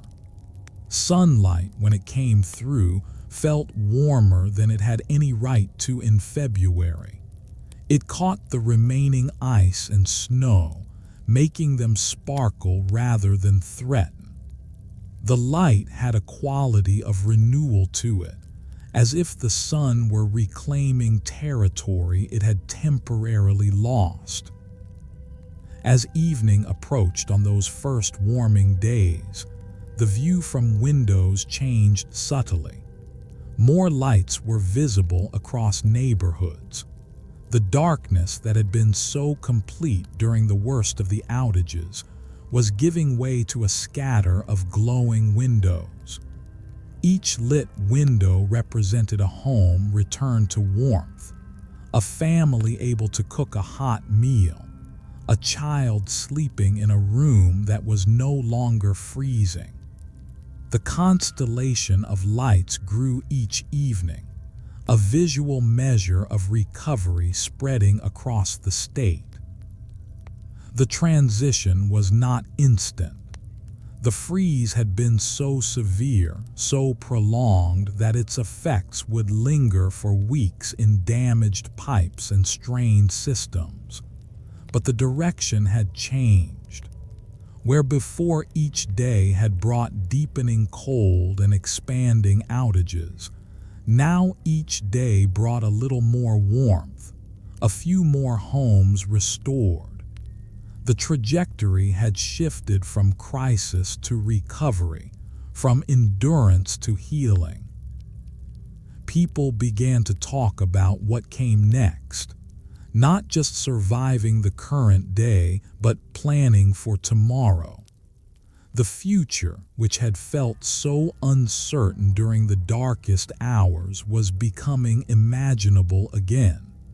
And through windows that had watched so much hardship, the view was finally softening. If you have drifted and surfaced, we are feeling the first softening now. A degree or two of warmth, a few more lights returning, the beginning of an end. The mornings that followed the worst of the freeze brought something Texans had been waiting for: the chance to step outside without bracing against bitter cold. Front doors that had been kept firmly shut opened cautiously at first, creaking on hinges that had been still for days. People emerged onto porches and stoops, blinking in the brightness, testing the air with their first breaths. The world outside was transformed. Snow still covered lawns and driveways, but it was different now. Where it had been crisp and dry during the coldest days, it was beginning to soften, to show the first signs of melt. Footprints pressed more deeply into it. The surface had a wet gleam where the sun hit it directly. Everything sparkled in the morning light, a landscape of white and crystal that looked almost too beautiful to be the same place that had caused so much difficulty. Those first steps onto snow-covered ground were taken carefully. People tested their footing, remembering the ice that had made every surface treacherous. But as they walked, they found that the conditions had improved. The deadly slickness was giving way to something merely cautious. Children who had been confined indoors for days rushed out with barely contained energy, their boots crunching through the snow, their laughter carrying across quiet streets. Neighbors who had not seen each other face to face during the worst of the crisis now waved across yards and driveways. These were not the quick waves of ordinary days, but longer gestures, acknowledgments of shared experience. People called out to each other. "How are you doing? Did your power come back? Everyone okay?" The questions were simple, but they carried weight. Each answer was a small confirmation that the neighborhood had come through. Some people stood in their yards for longer than any particular task required, simply looking around. They observed the ice hanging from branches, the snow sculpted into unexpected shapes by wind, the way familiar landscapes had been made strange by weather they rarely experienced. Many reached for their phones, taking photographs they knew they would look at years from now. Remember when it snowed this much? Remember when the power went out for days? The images captured a moment that felt historic even as it was happening. The sun, climbing higher each day as February progressed, did its work steadily. Rooftops that had been uniformly white began to show dark patches where snow was melting. Icicles dripped steadily, creating small rhythms of falling water. Streets that had been completely impassable started to show wet pavement in patches. The melt was gradual, but it was persistent, and with each hour, more of the familiar Texas landscape reappeared beneath the snow. Parents watched from porches as children explored the novelty of deep snow. Snowballs were formed and thrown. Attempts at snowmen were made, though the snow in many areas was too dry and powdery to pack well. It did not matter. The joy was in the doing, in the release of energy after days of confinement. Adults smiled at the scenes, relieved to see normalcy returning in the form of play. The neighborhood came alive again in ways both small and significant. Dogs were walked for the first time in days, their owners bundled in whatever warm layers remained clean. People retrieved mail that had accumulated in boxes. Some began the work of clearing driveways, though they took breaks often, pausing to chat with passing neighbors. The physical work felt good after days of huddling indoors. It was a way of reclaiming space, of asserting that the frozen days were ending. The relief of seeing others was profound. During the worst of the crisis, people had been isolated in their homes, connected only by phone calls and text messages. Now, seeing faces in person, confirming that neighbors were safe and recovering, provided a comfort that no screen could match. Small conversations became meaningful exchanges. The shared experience had created bonds that would last long after the snow melted. As the morning stretched into afternoon, the initial excitement of venturing out gave way to a calmer satisfaction. People returned indoors to warm up, but now they knew they could go out again whenever they wished. The world outside was no longer hostile. It was recovering just as they were. And through windows that had framed so much cold and darkness, the view now included sunshine and neighbors and the first signs of returning life. If you have been resting, we are at the first bright mornings when doors opened and feet tested the frozen ground, and neighbors saw each other again. With the worst of the cold behind them, Texans turned to the practical work of recovery.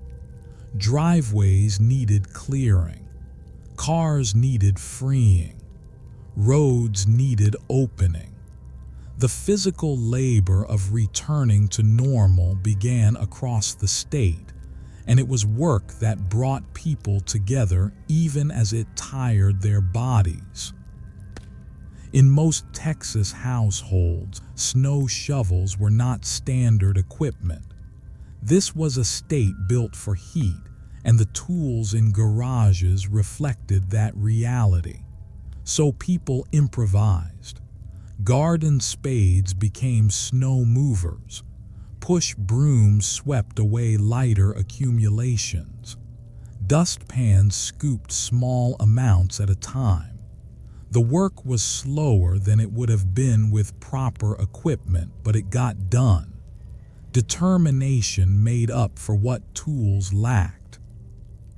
The sound of scraping filled neighborhoods as people worked their driveways and sidewalks. It was a rhythmic sound, repetitive and somehow comforting. Each scrape revealed a bit more concrete, a bit more of the familiar surface beneath the white. Progress was visible and satisfying. People who had felt powerless during the outages now had something concrete they could do, and they threw themselves into it with energy born of relief. Cars emerged from beneath blankets of snow and ice. Windshields were cleared with scrapers, credit cards, even the edges of CD cases. Anything flat and sturdy became a tool. Ice that had formed on windows and mirrors yielded reluctantly, requiring patience and repeated effort. But gradually, vehicles that had been immobilized returned to usefulness. Engines turned over after days of sitting. Defrosters worked to clear what hands could not reach. On the main roads, city crews worked steadily with the plows and salt trucks they had. Texas cities owned far fewer snow-clearing vehicles than their northern counterparts, but what equipment existed was deployed continuously. Main arteries cleared first, then secondary roads, then residential streets. The progress was visible in the tire tracks that marked freshly cleared pavement, in the wet black of asphalt emerging from beneath ice. As roads opened, a different kind of movement began. People who had been separated from family during the crisis could finally make visits. Cars navigated carefully along routes that were passable if not perfect. Grandparents saw grandchildren. Siblings checked on each other. Friends who had texted throughout the ordeal could now embrace in person. These reunions, small and private, happened all across the state as mobility returned. The trips revealed the extent of what had happened. Drivers saw neighborhoods where damage was visible, pipes that had burst and flooded, trees that had cracked under ice weight, vehicles that had slid into ditches. But they also saw signs of recovery everywhere. Crews working on repairs, neighbors helping neighbors, the resilient activity of people putting their lives back together. Some visits were practical. Families with elderly relatives brought supplies and checked on conditions. People with working water shared with those whose pipes had frozen. Those whose power had returned offered warm refuge to those still waiting. The web of mutual aid that had formed during the crisis continued even as normal services resumed. The connections made during difficulty proved durable. Hardware stores saw lines of customers as people sought repair supplies. Plumbers were booked solid for weeks. The infrastructure damage from the freeze would take time to fully address. But the immediate work of clearing and reconnecting could happen now, and people were determined to make progress while the weather cooperated. Children helped where they could, contributing small efforts to the family's clearing work. The experience was novel for many of them. Snow removal was not a regular part of Texas childhood, and there was something almost playful about the work even as it was tiring. Parents watched their children learn new skills, adapting to conditions that had been thrust upon them. By late afternoon on clearing days, neighborhoods showed visible transformation. Where morning had revealed unbroken white, evening showed pathways and driveways and patches of clear ground. The snow was retreating, yielding to the combined forces of warming temperatures and human effort. Windows looked out on scenes of recovery, of progress, of people working together to reclaim what the cold had temporarily taken. If your thoughts have traveled, we are in the steady rhythm of clearing now. Shovels and brooms, and the slow reopening of roads between people. Amid the work of recovery, people paused to notice something unexpected: the beauty that the freeze had left behind.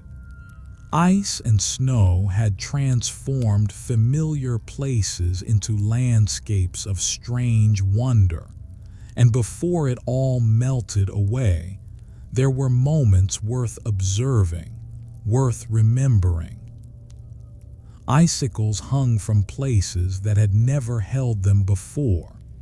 The eaves of Texas houses wore crystal curtains. Mailboxes displayed frozen beards. Basketball hoops held scepters of ice. Even the most ordinary objects had been touched by the cold and made strange. People walked through their neighborhoods with the eyes of tourists, seeing familiar surroundings as if for the first time.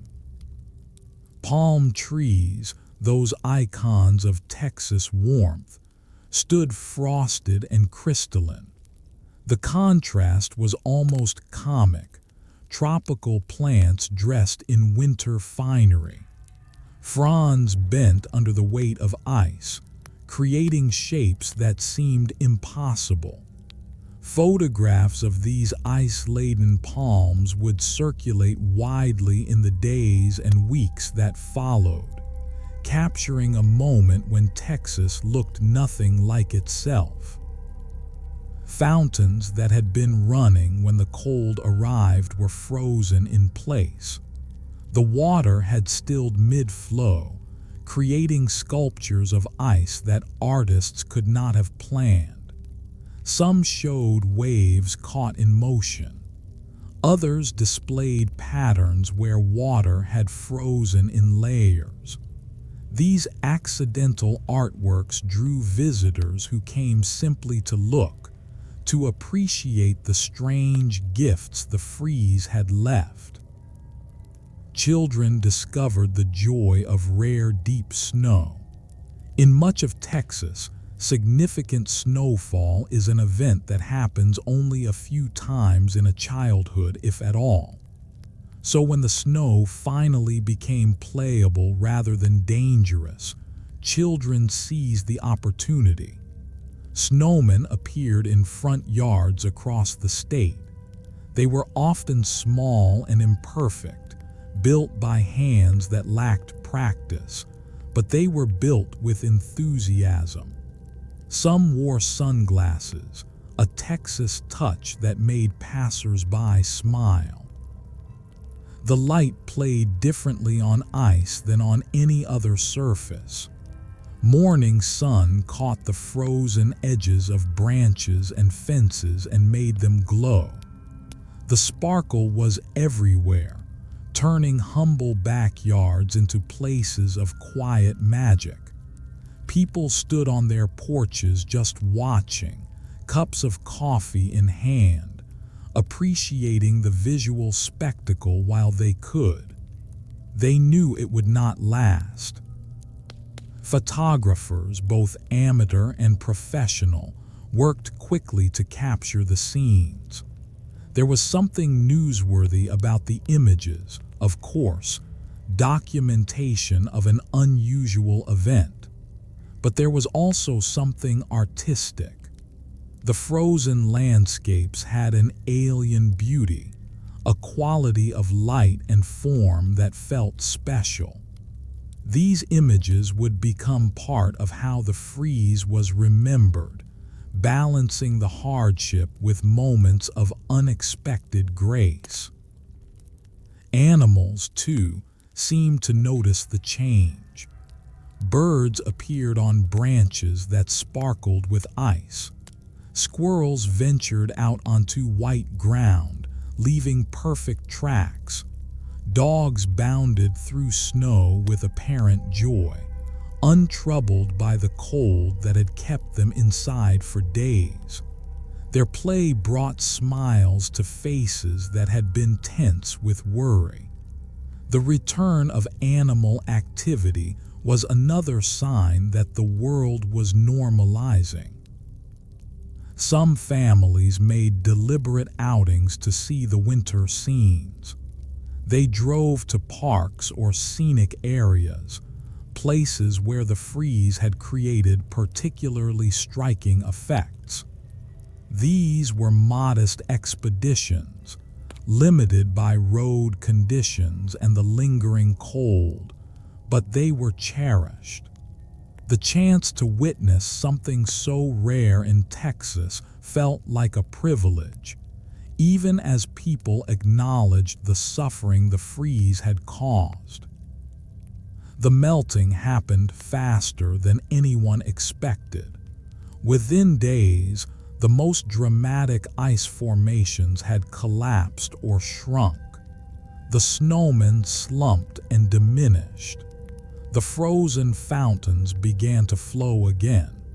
The window for appreciating the accidental beauty was brief, which made the appreciation more intense. People knew they were seeing something they might never see again, at least not like this. And so, amid the recovery work and the gradual return to normal, there were these pauses for wonder. The freeze had been hard. It had tested people and systems and communities, but it had also, in its way, offered something rare and strange. The memory of ice on palm fronds, of children building snowmen in Houston, of fountains frozen mid-splash. These would soften the harder memories, adding complexity to how the event was recalled. If you have floated away and returned, we are pausing to notice the accidental beauty. Ice where ice rarely forms, play where winter rarely visits. As power returned and kitchens came back to life, the sound and smell of cooking spread through Texas homes. Stoves that had been cold fired up again. Ovens preheated. Pots filled with water and set to boil. The simple act of preparing a hot meal, so ordinary before the freeze, felt like a celebration now. In many households, the first challenge was deciding what to cook. Freezers that had lost power held food in uncertain states. Some items had stayed frozen. Others had thawed and needed immediate use. Families assessed their supplies and made plans. Nothing would be wasted if it could be helped. The experience of scarcity was too fresh to allow casual discarding. This necessity led to creativity. Thawed meat that could not be refrozen was grilled or roasted. Vegetables that had softened were turned into soups. The meals that emerged were sometimes odd combinations, driven by what was available rather than what was planned. But they were hot and nourishing, and that was what mattered. Families sat down to tables of improvised plenty, grateful for warmth and food and the return of routine. The smell of outdoor grilling became common in neighborhoods across the state.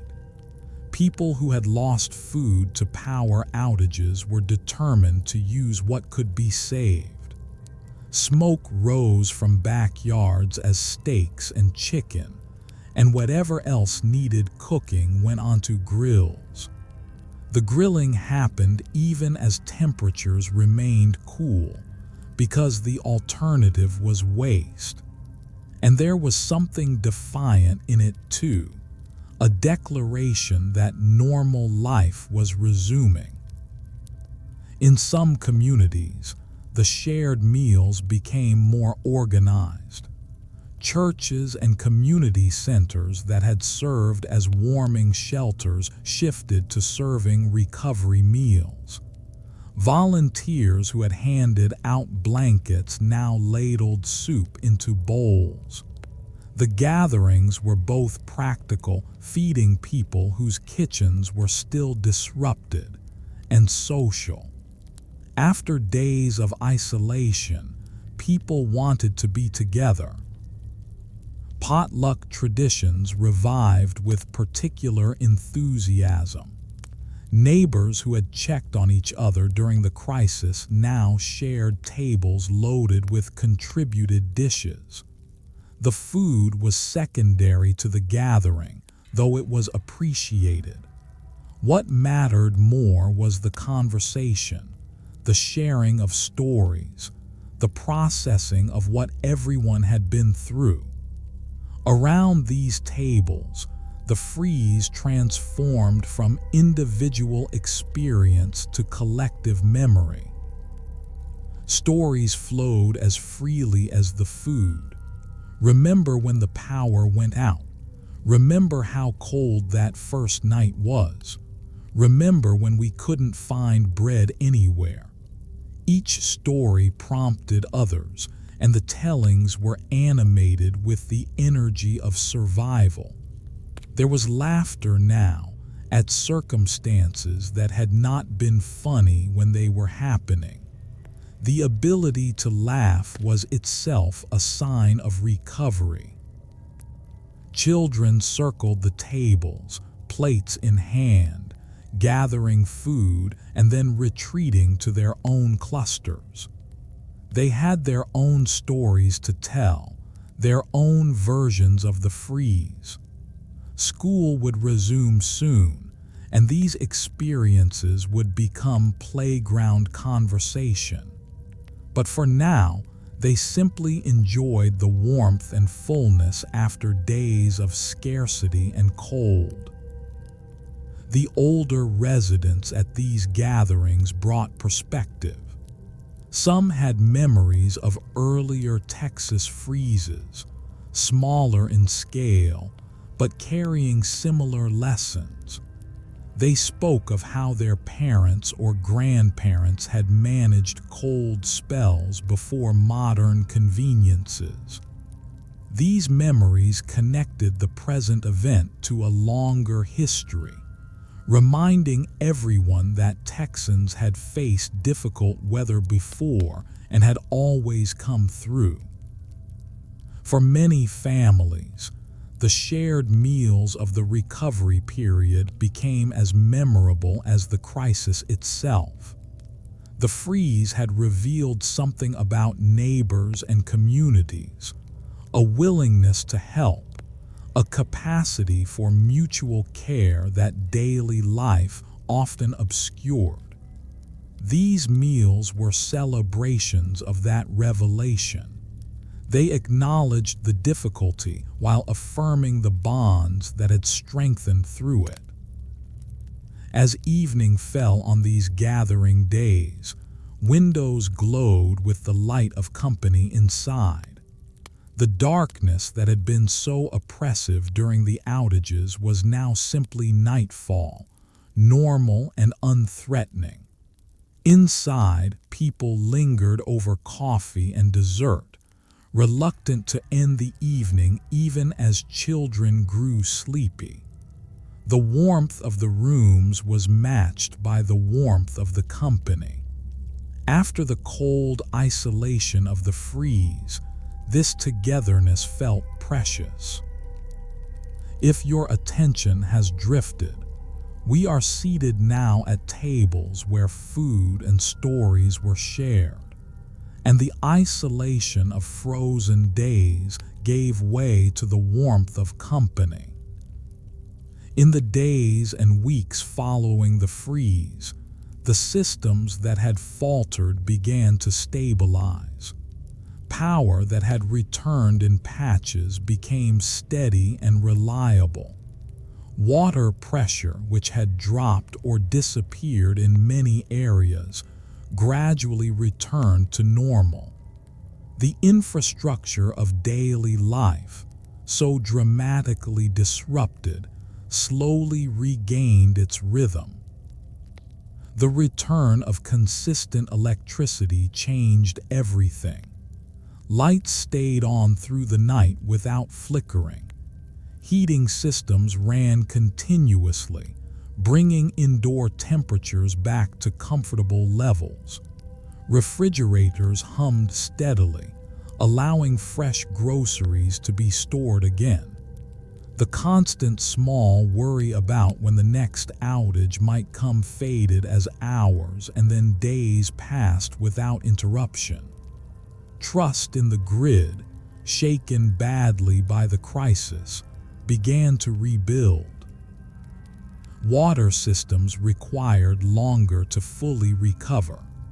Pipes that had frozen and burst needed repair, and plumbers were overwhelmed with calls. Some households went days or weeks with limited water service even after power returned. Boil water notices remained in effect in many communities, requiring continued caution about drinking water safety. The invisible infrastructure of clean, reliable water proved to be as complex to restore as it was easy to take for granted. Schools announced their reopening plans, giving families dates to organize around. The return to school meant the return to schedule, to structure, to a pattern of days that had been disrupted. Children who had spent the freeze confined at home would soon be back in classrooms with friends. Parents who had juggled childcare with crisis management could begin to return to their own routines. Mail and packages began to move again.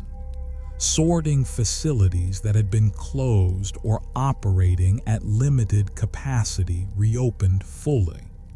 Delivery trucks returned to their routes. The accumulation of undelivered items cleared, and the familiar sight of mail carriers working neighborhood streets resumed. Small as it was, the return of reliable mail service symbolized the return of normalcy. The systems that connected people and places were functioning again. Repair work became visible throughout communities. Trucks from utility companies lined streets where infrastructure needed attention. Roofing crews assessed damage from ice and fallen branches. Plumbers made their rounds, addressing the epidemic of burst pipes. The work was extensive. The freeze had stressed systems across the state, but it was underway. progress was being made. Grocery stores restocked their shelves.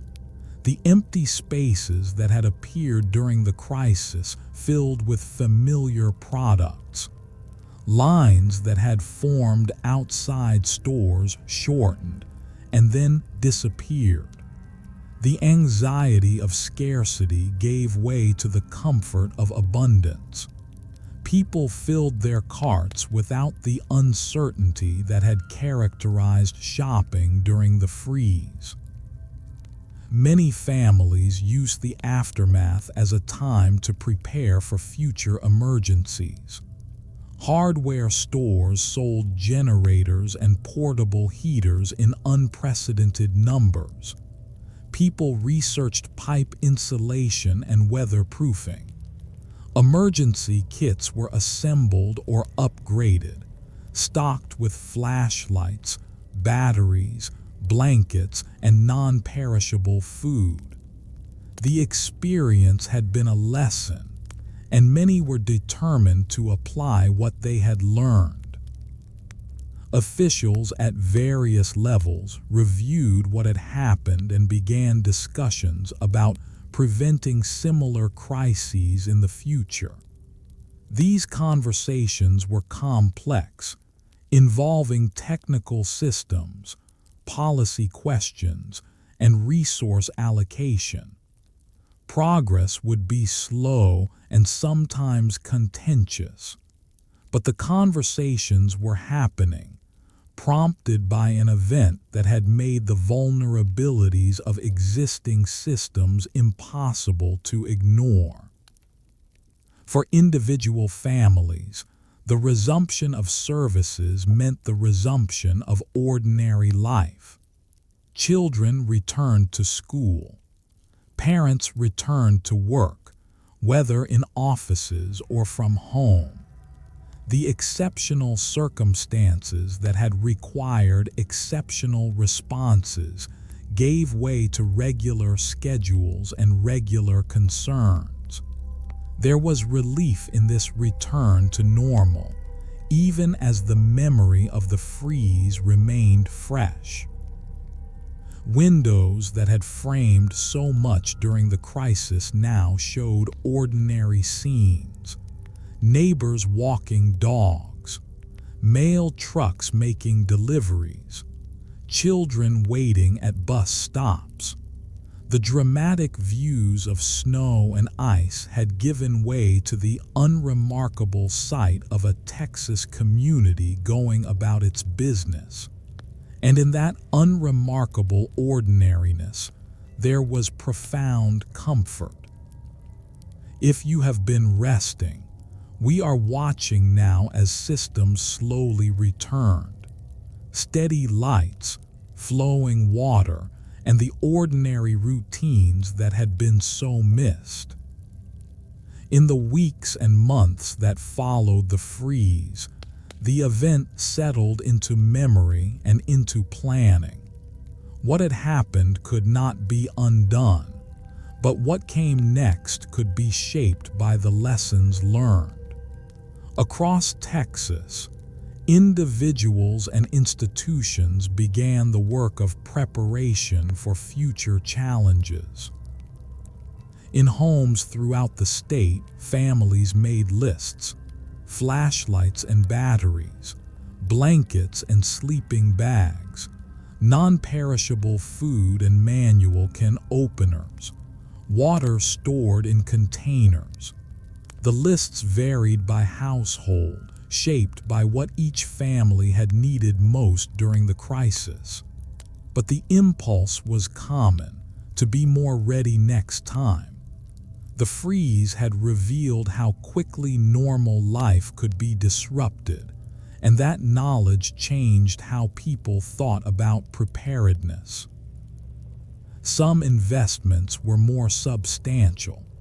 Homeowners researched generators and backup power systems. Plumbers were hired to insulate pipes that had frozen or nearly frozen. Weather stripping improved around doors and windows. These expenses were significant for many families, but the memory of cold nights and burst pipes made them feel necessary. Peace of mind had a value that was hard to measure but easy to feel. Communities gathered to discuss what had happened and what could be different. Town halls and neighborhood meetings reviewed local responses to the crisis. What had worked well? Where had there been gaps? How could neighbors be better organized to help each other? These conversations did not always produce immediate solutions, but they strengthened connections and clarified intentions. The bonds formed during the freeze continued to matter. At larger scales, discussions about infrastructure and policy unfolded with new urgency.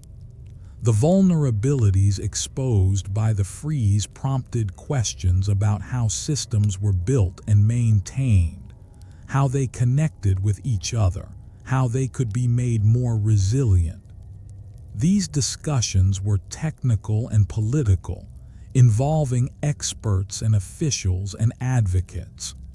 Progress was slow, often frustratingly so, but the conversations had been forced open by events, and they continued.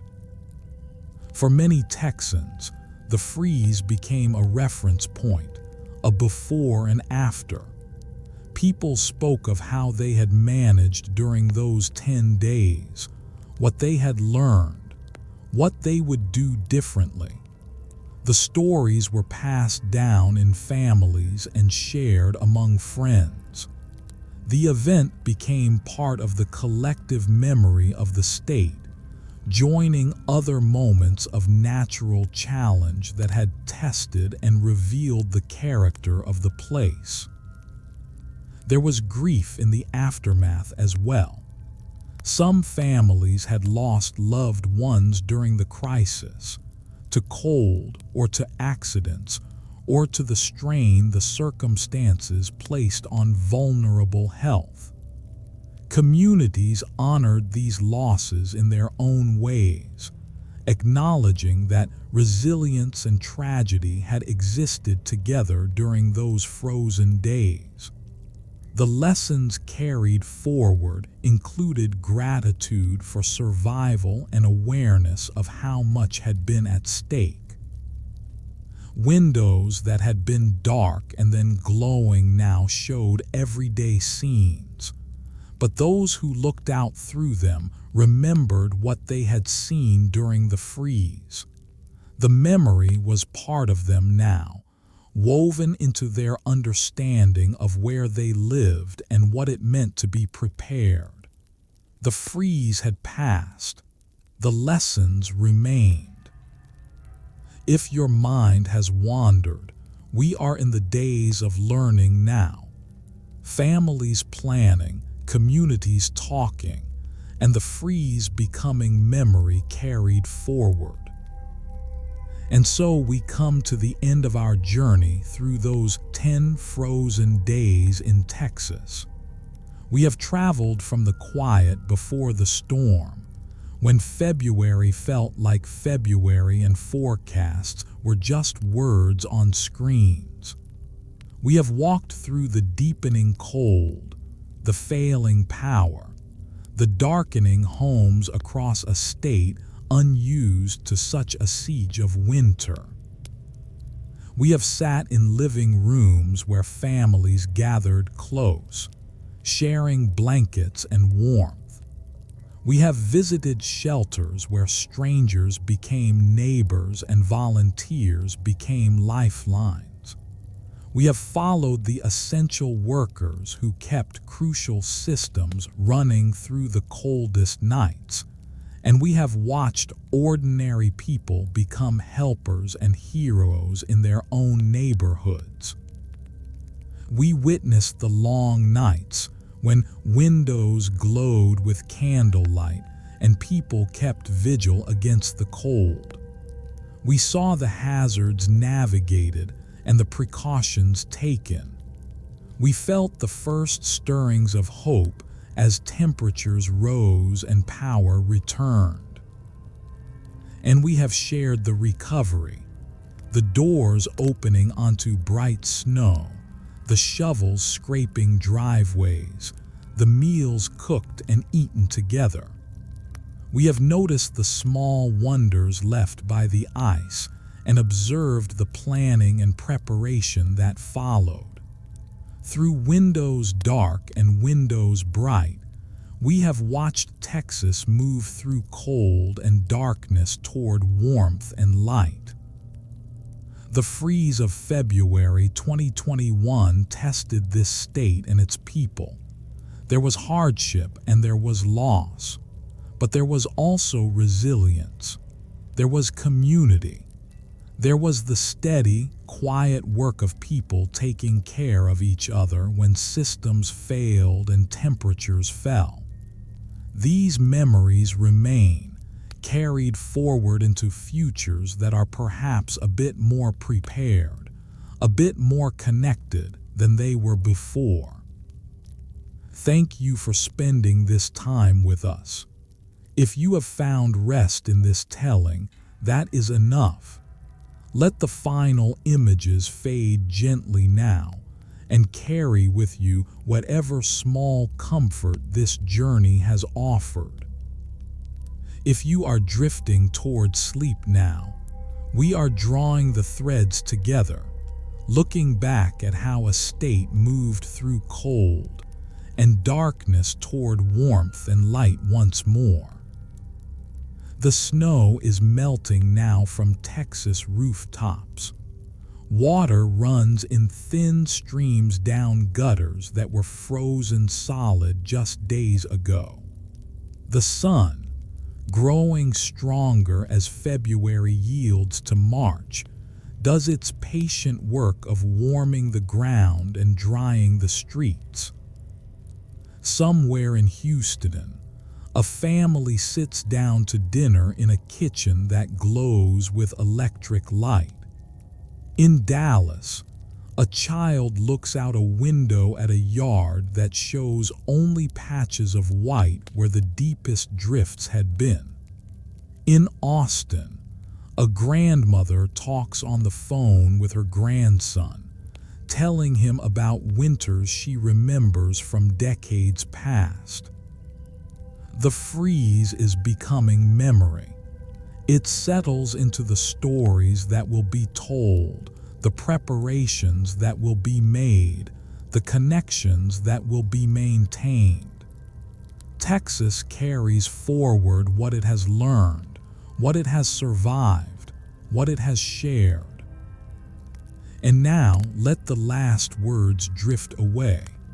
Let the sounds of a state growing warm fill whatever space remains in your attention. Rest now in the quiet that follows the cold. One window at a time, the lights are on again. If you'd like to, you're welcome to leave a quiet note in the comments with where you're listening from, or whether you remember these days in Texas. There's no rush at all. Just knowing you're out there is enough.